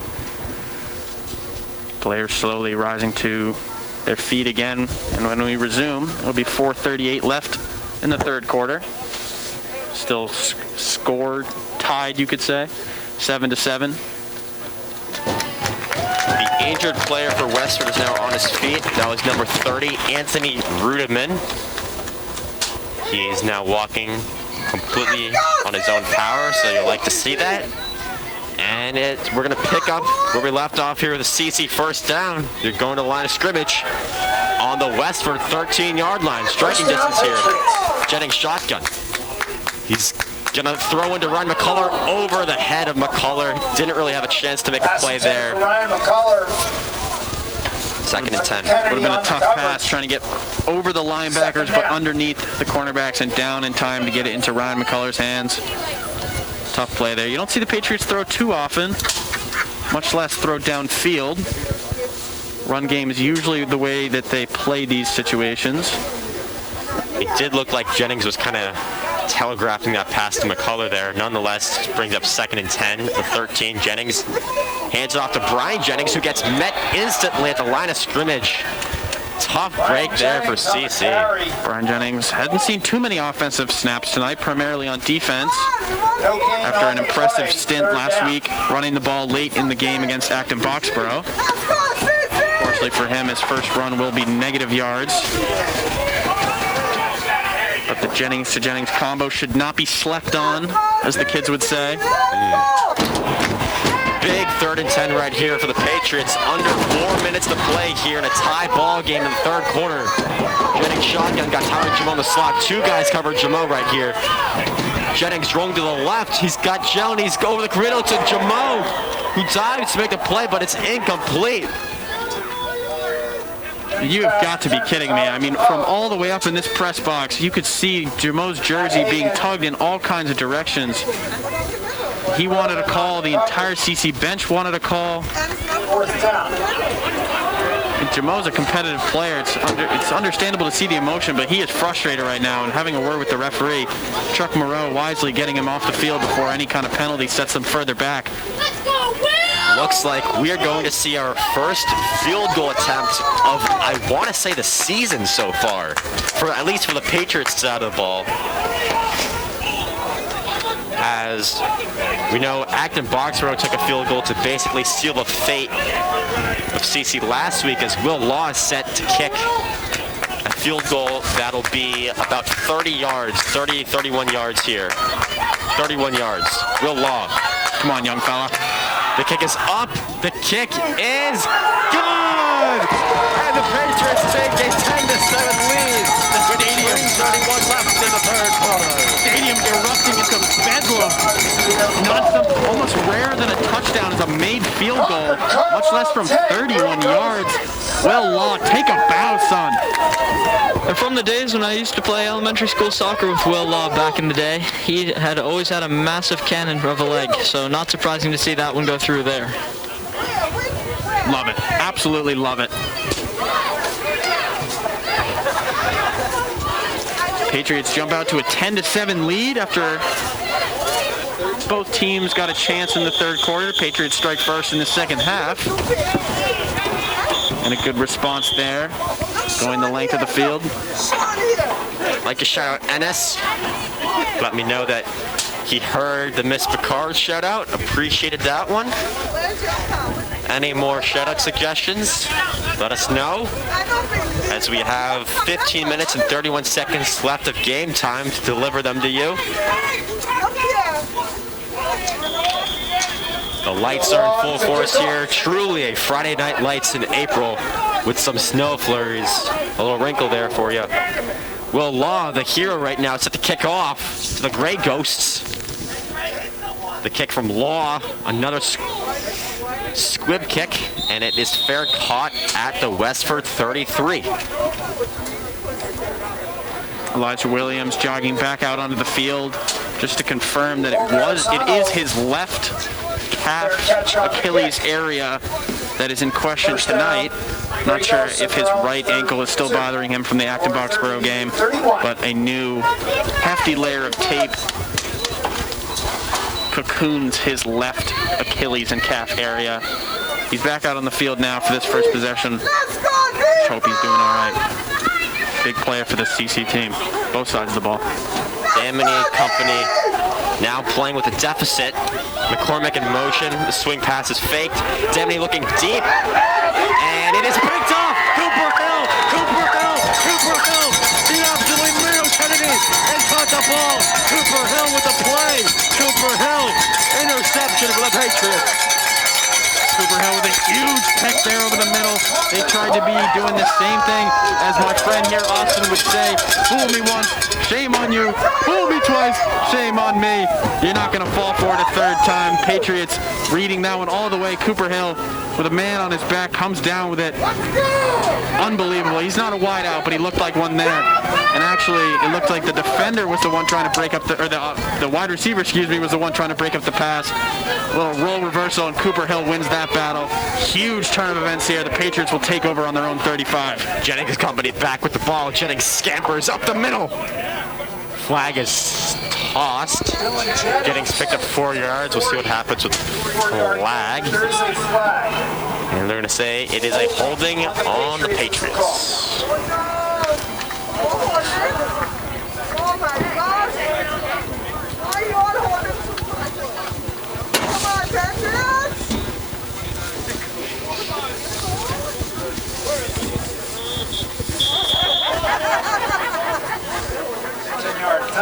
Patriots are leading your Grey Ghosts. Excuse me, not your Grey Ghosts. The foe, the Grey Ghosts.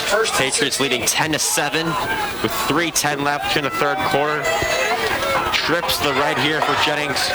Jellin to his right in the backfield with him. Jennings gets the snap, looks right, immediately to Jones, who gets hit right away by Westford defender for a loss of maybe 7 yards. Huge hit there by Cole Berisano, read it all the way.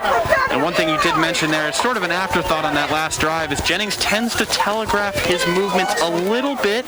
Despite all of the movement with his legs, it is a bit easy to read where he's going once he's made his decision.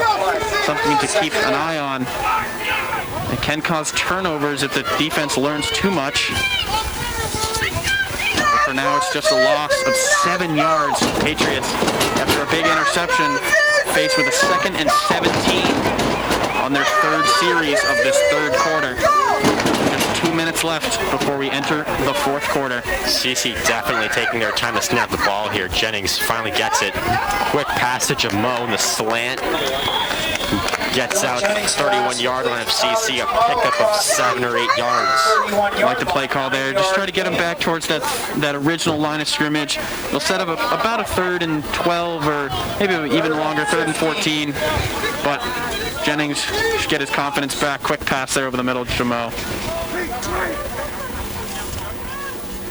With the leg of Will Law in the punting unit, anything is possible.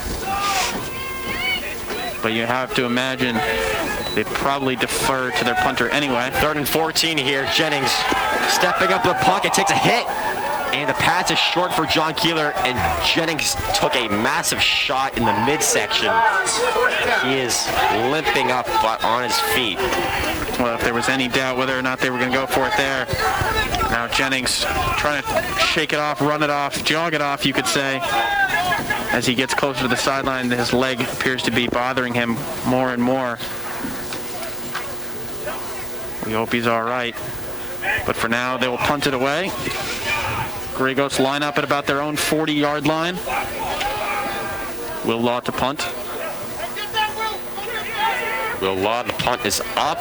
It lands at the 41 of the Grey Ghosts. Mario Williams is there, as well as Max Hamill, John Keeler, Porter Poutre, the whole team. And they will down it at the Grey Ghosts' 28-yard line. Speaking of uniform, something we were mentioning earlier in the game, some players elect to tuck in the undershirt. We saw Elijah Williams tackle someone in the first half by the undershirt. Amari Williams wearing his jersey rather high, letting the undershirt sort of dangle around. Austin, do you think that's wise? You know, I don't know, but knowing Amari from the basketball team, I expect nothing less. You know, Amari plays loose, he plays free. And that's exactly what it's showing right now as Westford trips to the right here for them. Damanek alone in the backfield. Damanek, motion man, is McCormick. McCormick gets the handoff, rolling right, got a hold, bounces it up the middle to the 45 and is pushed out of bounds by Blake Newman for a gain of 20 yards. Yeah, Robert McCormick so elusive out of the backfield. Grey Ghosts has sort of steered away from him on their last couple drives and haven't had much success. It would be smart for them to go back to him here. Look, talk to me. Yeah. Good point there, Webb. Westford now has the ball at midfield.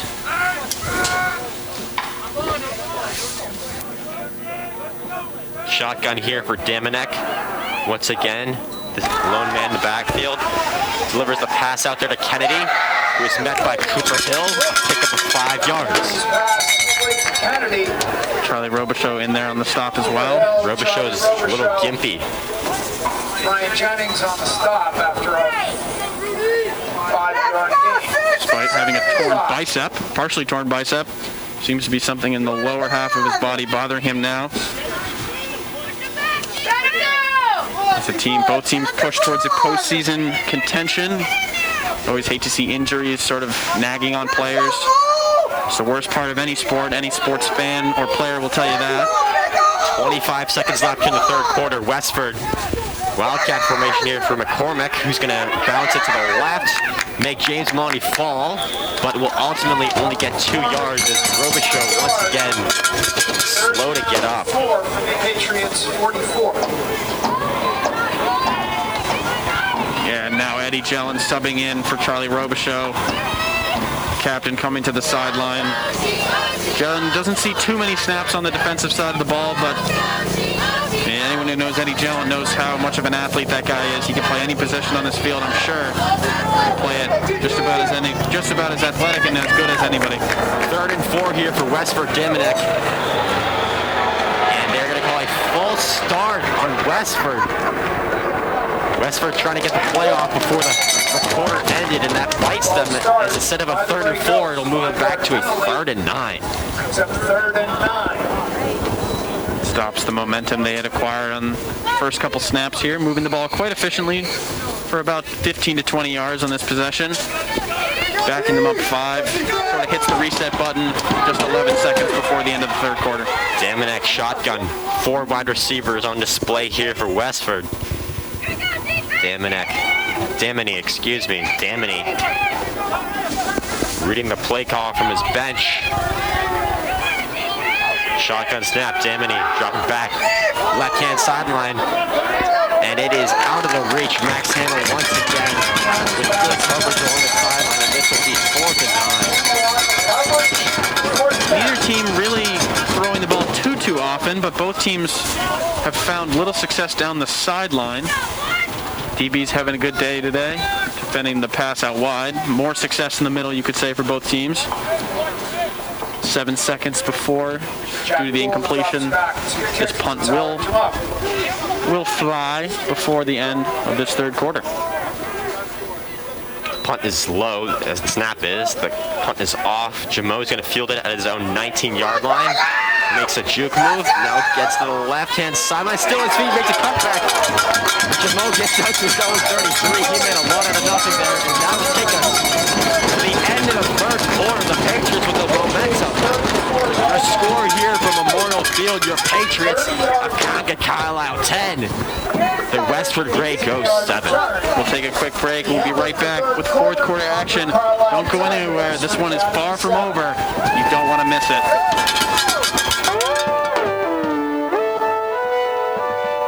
Hello, I'm Max, and this is the weather forecast brought to you by the National Weather Service and Concord Carlisle Weather Services. Tonight will be a bit chilly with highs only in the upper 20s with partly cloudy skies. Tomorrow will be a little bit warmer than it was today with highs in the lower 50s and skies will be sunny. Sunday will be even a little warmer with mostly sunny skies and highs in the upper 50s. Monday will be pretty much the same as Sunday, just a little bit breezier, mostly sunny, highs in the upper 50s. Pretty great week, can't really complain. This is Max with the weather forecast from CC Weather Services and WIQH. You may have heard about the town of Concord holding vaccine clinics in the Concord Carlisle High School parking lot soon. That's partly accurate. Concord, working with nearby towns, received a very limited supply of vaccine, which is going to first responders in our area. But at the moment, the Concord clinic is only for town-employed first responders from Concord, Carlisle, Bedford, Lincoln, Sudbury, and Maynard. All of the vaccine is supplied by the Mass Department of Public Health, and it will be provided according to the MDPH phase vaccination plan. First responders are in phase 1, while the general public must wait until phase 3. You'll find more information, including who's in which phase, on Concord's COVID-19 webpage. Start at concordma.gov, then click on the COVID link at the top center of the page. That will take you to Concord's frequently updated COVID information. We're back here to start the fourth quarter. Jennings hands it off to Eddie Jones, bounces to the right-hand sideline, and gets taken down for a gain of 4 yards, setting up 2nd and 6. As we start this fourth quarter, we say goodbye and good night to Webb Constable. Webb, thank you for joining us. And we replace him with also new broadcaster, Raul Babu. Raul, say hello. Hello, everyone listening. My name's Rahul. I'm a sophomore at CCHS, and I'm excited to be here. We'd love to have you, and we'll get to an impromptu question in a minute, but we're back to the football. Jennings hands it off to Jellen up the middle, but gets stopped for a gain of maybe only 1 yard. Good defensive push there by the Grey Ghosts. Raul, just 11 minutes and 20 seconds left in this game. Patriots with just a 3-point lead. Is there anything you've seen so far that you think will really bring this game? Absolutely. In the third quarter, the CCHS Patriots had 2 time-consuming drives. They continue cutting off time from the clock. They're going to win this game. Absolutely. It's a great point. Time is everything, and the Grey Ghosts need it more than the Patriots do. Patriots making sure to use up all that play clock as they receive this play from the sideline here. It's almost like the inverse of the situation we saw last week at Acton-Boxborough. Jack Henry is Acton-Boxborough is the one who got to milk the clock. Here it is CC on a big 3rd and 6 here, Jennings shotgun formation. He's going to run it himself, bouncing to the left, now up the middle, and he will be stopped just shy of the first down marker, maybe a half yard short. A huge call here, up 3, you have the ball, your offense is doing well, but defense maybe a little tired, looked a little tired on that last possession. Raul, you think you're going for it here, 4th and short? I think they do. I mean, they're only up by 3, and they still have a lot of time left to play. I agree. I think you play to win. You go trust Dylan Jennings, trust Eddie Jellen, trust Jordan Corbett. Maybe don't go back to the Wildcat. That was the play that they fumbled on earlier in a very similar midfield situation. And you can trust your defense if, in fact, CC can't pick up a first down. Now, they're putting the chain marker out here to measure it, just for good measure. So we'll see if they give it. We'll see if they give him the first down here. Call on the field is 4th and short. Yeah, in the third quarter, the Patriots weren't able to convert on 3rd down on numerous occasions. So if they get the 3rd down here, it's going to be a good break for them. Absolutely. So close. 4th and about an inch. And as they say, it is a game of inches. And this is about as close as as it comes from up in this booth. You couldn't even see the distinguish between the tip of the football and the chain gang's marker. Usually in the NFL, when it's that close, they'll put an index card out there in between to signal the difference between the fourth down and the first down. No signal here by the ref. Nonetheless, it is fourth and short. CC is appearing to go for Jennings. Shotgun formation. Brian Jennings in motion. Jennings gets a snap. Handoff up the gut. And that's enough for the Patriots. First down and 1 yard rush by Dylan Jennings. Huge play there by Dylan Jennings. Big play by Coach Reed as well. Trust his guys. If you want to talk about a team just oozing chemistry and swagger right now, it's this Patriots to the T. They trust their quarterback. They believe in the young lad, and he just delivered there. Big fourth down conversion. Keep this drive going, and like Raul said, waste more clock. Under 9.5 to play here. CC control right now. Jennings shotgun, Corbett to his left. John in motion, the snap goes behind Jennings. Jennings takes it. He's running to the right.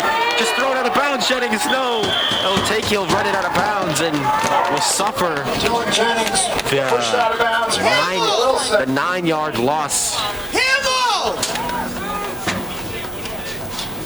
7-yard loss on the play. Unfortunately, there, Second and 17.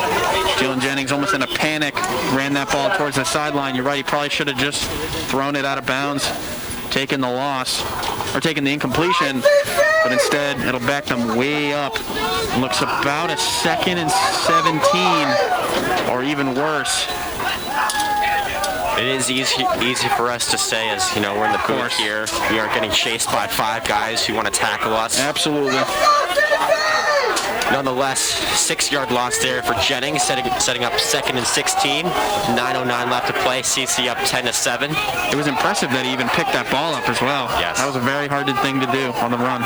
Jennings, outside blitz here. Jalen goes the other way with it and gets hit immediately at the line of scrimmage. On the carry. 2nd and long, 3rd and long now. You'd think maybe the Patriots, or you might question why they aren't passing the ball, trying to get more chunk plays. But as Raul said earlier, just trying to waste a lot of clock.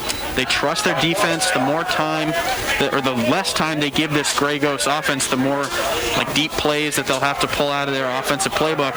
And we haven't really seen the Ghosts efficiently and consistently beating this Patriots defense. But still 3rd and 16 for the Pats here. 3rd and forever. Jennings running to his right, looking downfield, steps up in the pocket, delivers a massive hit, and it is caught on Ryan McCullough. Ryan McCullough redeems himself, makes a great play on the ball to come back for it, and picks up that huge first down of 20 yards. After a nightmarish drop last week at Acton Boxborough in crunch time, a huge catch by Ryan McCullough there to convert on 3rd and 16, and you have to hand it, Dylan Jennings took a shot on that play, but he delivered a great ball downfield. Ryan McCullough coming back to retrieve it. It's good for a Patriots first down, and it's those kinds of plays that win games, ladies and gentlemen. We've seen massive touchdown plays this season, but that might be honestly the most impressive play. As a fumble is here, the fumble on the ground, but Brian Jennings thankfully scoops it back up for CC. CC faithful holding their breath there for a second. 2 on the play. 2nd and 12. Only nearly a 2-yard loss there as Brian Jennings was able to recover it.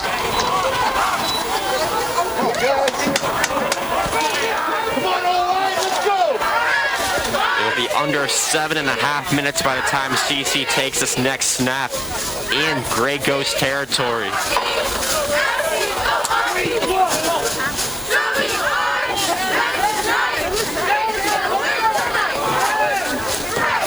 McCullough far side, he's got that big play under his belt now. Jennings shotgun formation, Jamo in motion, the handoff goes to Jamo. Stiff arms one guy and gets hit hard out of bounds.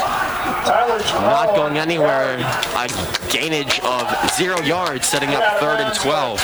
Got to give huge props to these Patriots players, Westford players, delivering big hits all day. That kind of wears on you mentally. It might take the edge off your game a little bit, but these Patriots lads have been taking it to them all day. Stiff arms left and right, bullying through tackles. They have not dropped off one bit. If anything, just riled them up some more. 3rd and 12 here. Jamo in the slot, McCullough near near side. Jennings drop play and gets sacked for a loss of 1. So Westford makes the stand on defense. Unfortunately for Westford, though, there are now under 7 minutes left in this fourth quarter. Will Law now joins the huddle. Dylan Jennings, just love the competitive attitude. Not necessarily mad at the play call to bring the punting team on, but you're looking at a guy who just loves to play ball. And anytime he gets to be out there and make a big play, although a 4th and 13 might be above anyone's caliber.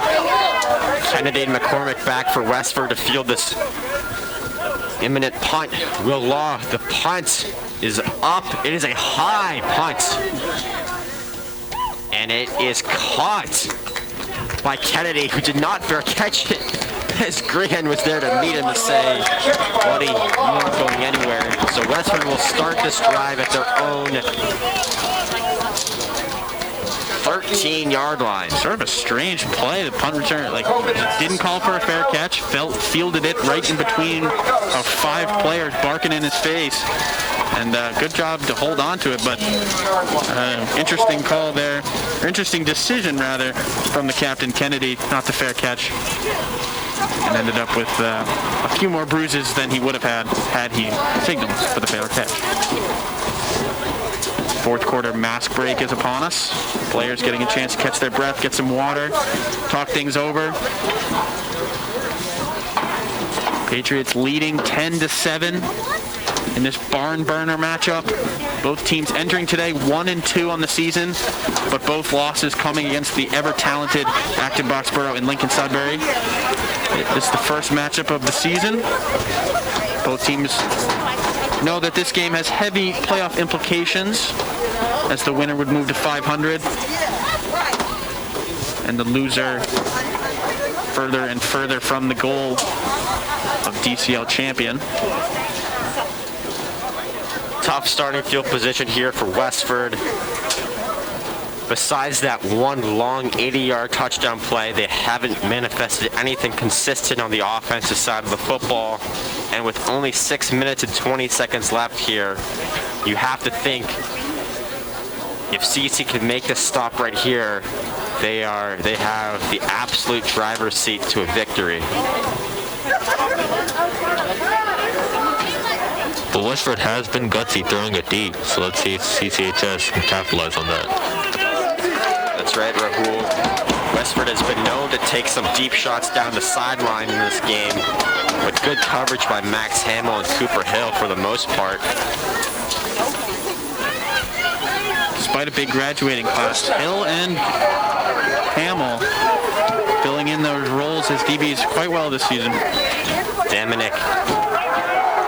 Trick play here and around to Kennedy, who is still on his feet here. Kennedy dragged down at his own 39, as that was a trick play, as Dominic tossed it to McCormick, who then tossed it back to Kennedy. Well, you chuckle because it was a play that didn't really seem like it was going too far down anywhere, really. It wasn't necessarily going to be blown up behind the line, but just sort of glided, whatever the past tense of gliding. Sorry, my vocab is a little lost there, but just sort of skated past, you could say, past the Patriots defense and out to the 40-yard line. A big 25, almost 30-yard pickup, but it cost them a player. Westford with an injured man down back at his own 15-yard line. Looks like this might only be a cramp. Hope, as a Grey Ghost fan. You can usually tell by the body, by the way that they jog off like he is now off the field. Number 57, Nathan Fisher, the senior. Jogging off now, just sort of stretching it out like he said, Austin. Probably just a cramp. Hope to see him back in the game later. 6 minutes left here in the fourth quarter. Westford trailing 7-10. Dominic rolling out to his right, being chased by Maloney. And it's a high pass intended for Kennedy. Cooper Hill was on it nonetheless. Flag thrown behind the line. Penalty against flag on the play. Holding appears to be the call on the Grey Ghosts. That'll back them up even further. A holding call.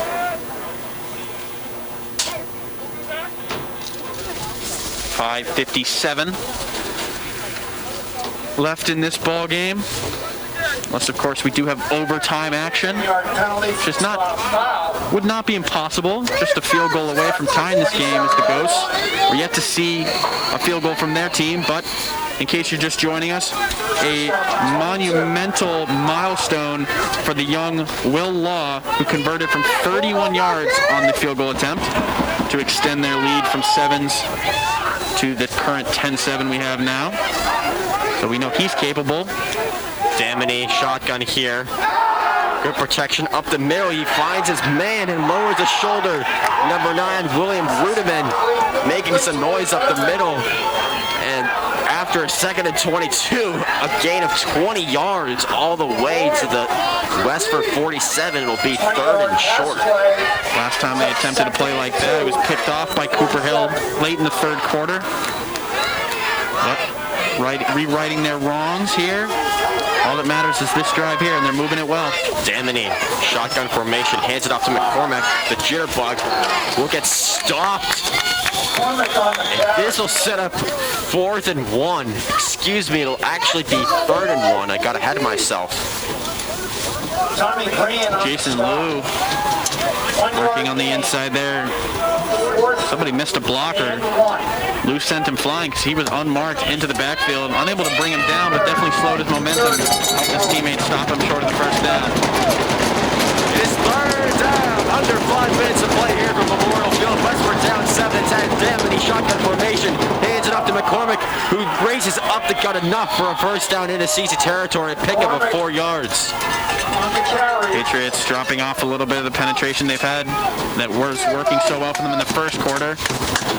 Just have to expect it when you got players playing on both sides of the ball, and just from playing 40-plus minutes of hard football, get a little tired, and then Grey Ghosts moving the ball relatively easily right now. Whether it's the air or the ground, they're having their way with this Patriots defense. Any consolation, Patriots adopting that bend don't break mentality. They're only at the 50 right now. It's not over at all. Damini, shotgun looking at the sideline.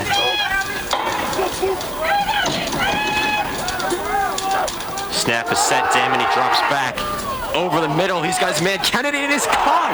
Kennedy with a great catch over the middle on Cooper Hill, coming to the inside. A gain of 25 yards all the way to the CC 25, and folks, we have a ball game. You thought this one was headed for the Bucks. You were sorely mistaken. This Grey Ghost team is explosive. They're quick, and they're deadly over the middle, and they've been proving it on this drive. They haven't had a ton of offensive success today, but then again, the Patriots haven't put up a ton of points either. This one is going to the wire. Damini hands it off to McCormick up the middle. He's still on his feet, bound to the left. He's still on his feet. Blake Newman to beat, and Blake Newman saves a touchdown as McCormick skirts out to the 6-yard line. A gain of 19 yards, and Westford all of a sudden, dare I say it, Jack Henry, is in the driver's seat in this game. Well, of course, they do have to put the ball into the end zone to take the lead, as they do trail 10-7 here with just 3 minutes and 35 seconds left. But you're right, the Patriots yet to stop them for any kind of loss of yardage. Patriots team, which has looked like you said, in the driver's seat for much of this game, now kind of on their heels. A stop here would set up an easy field goal if they wanted it. But I'm sure Coach Reed is starting to think about time on the clock for his own team if they were to give up a touchdown here. Best case scenario, just don't let up a touchdown. Damini under center. Damini pitches it to McCormick. Ground to the right, makes a man miss.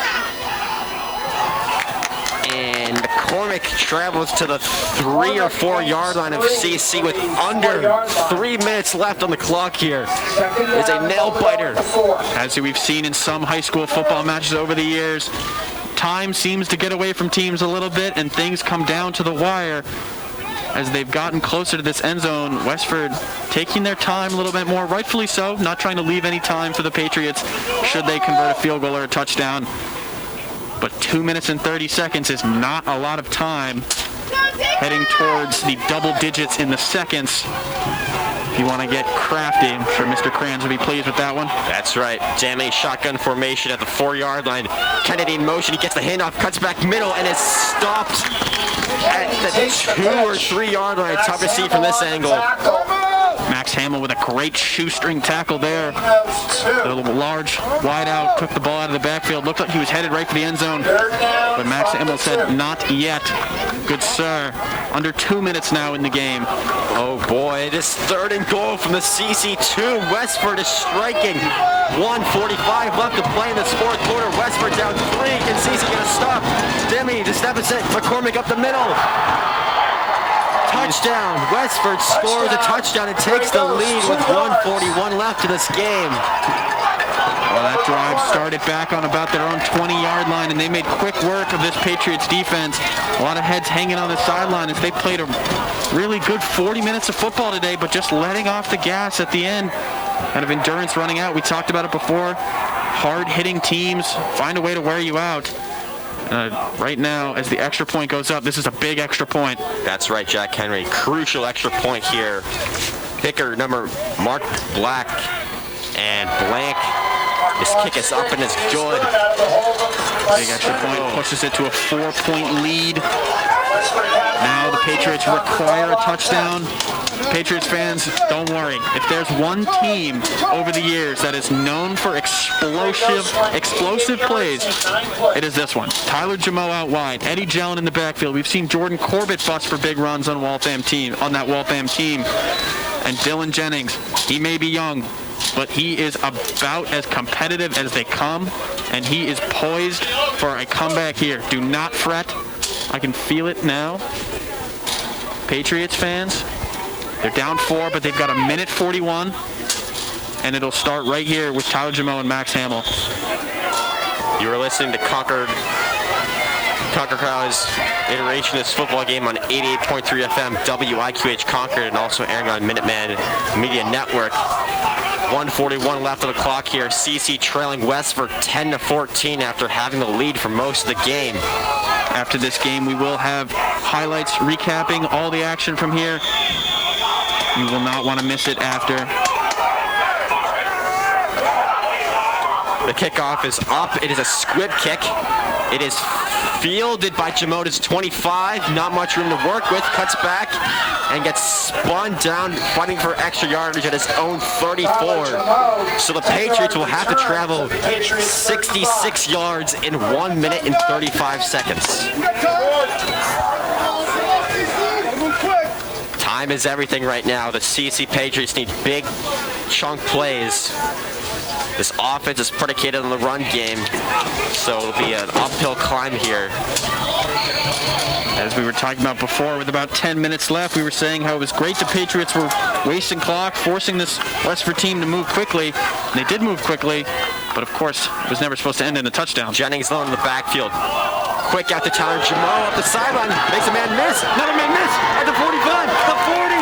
Tyler Jamo cuts back at the 35-yard line. Big play from Tyler Jamo. Big play from Tyler Jamo.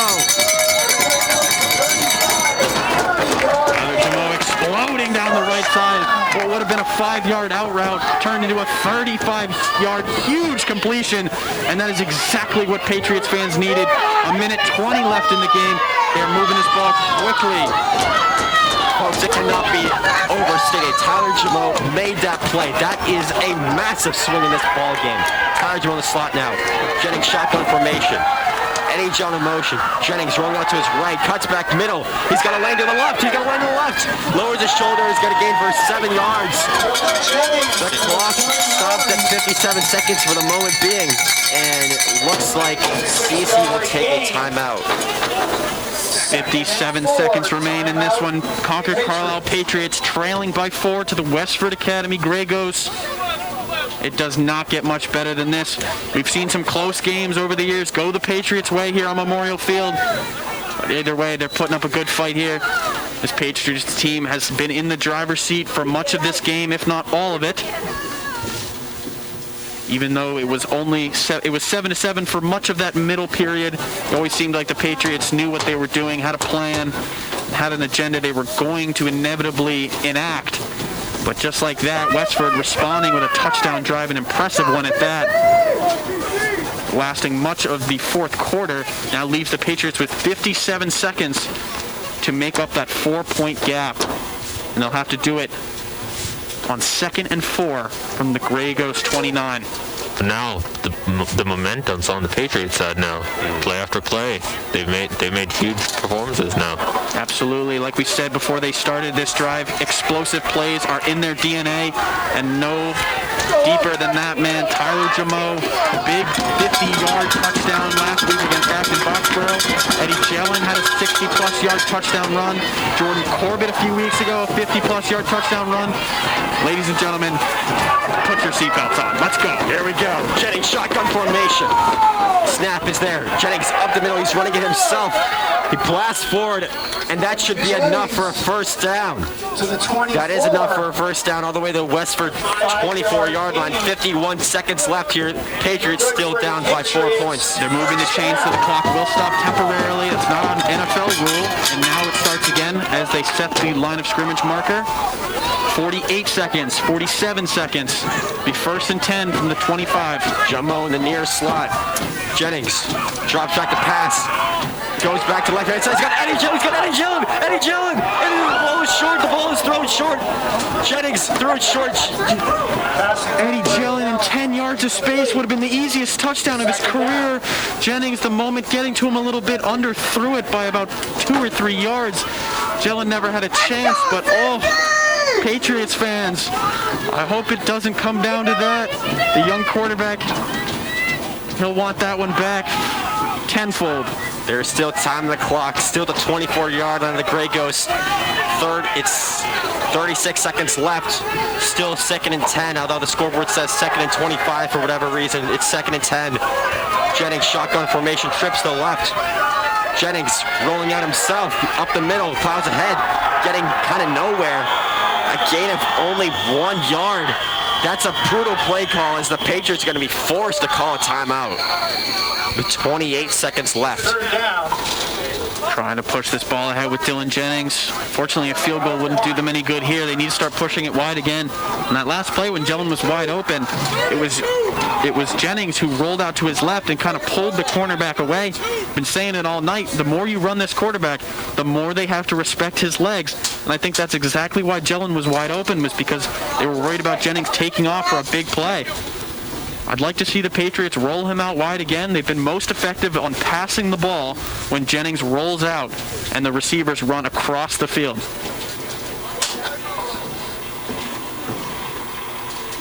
Both teams huddling up. We got to take a breath right here. It is exhilarating here. 32 seconds left. 3rd and 9. Of course, obviously 4-down territory. CC driving the ball at the Grey Ghost 23-yard line right now, but they need to go 23 yards for the score to win this game. Shotgun formation for Jennings. Jamo in the slot. McCullough near side. Jennings, the snap is there. Jennings looking down right-hand side for Tyler Jamo. Wheel route. Tyler Jamo. Incomplete pass, and is broken up by 3 defenders for Westford. 4th and 9. Tyler Jamo. 4th down here to decide the game. Patriots taking a shot down the right side, incomplete. Jamo had about 4 guys in a radius, but you have to think if Jennings puts that ball a little bit more out wide, Tyler Jamo might have had that one. And you got to think on this 4th and 9, everybody in the Westford secondary will be keying in on that man, Tyler Jamo. We had a big catch from Ryan McCullough a few drives ago. Can he be the hero again? You got to make sure that the protection is good from the line. 27 seconds left. The Patriots at the Grey Ghost 23-yard line. Down 10 to 14. It all comes down to this. They need at least a first down conversion. Jennings, shotgun. Trips to the right. And they will call a timeout to review this play. Massive play looming. Very suspenseful. Oh, shaking. It's not just because it's 30 degrees outside. I was going to say, it might be 30 degrees, but no one in here is complaining about anything at all. This is a game for the ages. The faithful are loud. What few stragglers remain on the hill for the student section, they are ready to see this one down to the end. And down to the end it is. Down 4. Patriots trail 14-10. 27 seconds left. And they face a daunting 4th and 9. After the game, we will have all the post-game coverage here on WIQH. We'll have post-game interviews with some players. And, of course, we'll bring you the highlights from tonight's game. We will probably do the interview if the Patriots get this win. If the Patriots do not get this win, it'll be in doubt whether we do the interview or not. Yeah, that's a fair thing to say. I think we will not be doing the interview. It is too cold. Executive decision but post-game highlights for sure. Yes. And it would be a great post-game highlight here if the Patriots can at least convert this first down. I don't believe that Patriots have any timeouts remaining. They have 27 seconds to go 23 yards, but at the very least they need 9 yards right here. The cowbell rings. This could be your last time to catch your breath. Ladies and gentlemen, let's go. Jennings, shotgun formation, rolling out to his right. Jamo over the middle. He's got Jamo. 3 guys there. It is intercepted. It is intercepted. Kennedy with the interception, going back the other way for Westford. Jennings, the lone man to beat, and it is stripped down. And Westford is going to take this all the way to the CC territory, and it looks like that is presumably the end of the game for CC Patriots. No flags thrown. Patriots players walking off the field. They know this one's in the books. Just 13 seconds left. Imagine the Ghosts will just take a knee and end this one. Really unfortunate to see it end like that. An interception on the goal line. Fortunately, the pass just wasn't where it needed to be. And with 5 guys around, everybody knew that ball was going to Jamo at the end. Dylan Jennings hangs his head, beats the turf, understandably frustrated. After playing so well today, Patriots, it's a tough one to swallow as this game ends. Westford takes the knee, and they are on the field celebrating as the Westford Grey Ghosts, I hate to use this word, but triumph here at Memorial Field, winning against your Patriots of Concord Carlisle 14-10. The Patriots fall to a record of 1-3. There's going to be a lot of anger, a lot of frustration. A lot of blame on the cold. No. Absolutely, a lot of could have easily affected the strength of that throw, that final throw. Yeah, absolutely. But at the end of the day, the Patriots, they played better. They played better. The defense was phenomenal today, despite it was really 2 drives that sunk this team, but really played phenomenal despite having injuries in almost every major position on both sides of the ball. They'll head back to the drawing board, now moving to 1-3 on the season. The Ghosts improved to 2-2. We're going to take a quick break, but we'll be right back with the post-game highlights. Thanks to our producers back in the studio, Ned Roos, and thanks to our field engineer, Freddie McWilliams, for making today's possible. Final score, 14-10. The Grey Ghosts advance to 2-2, as we said. Patriots fall to 1-3.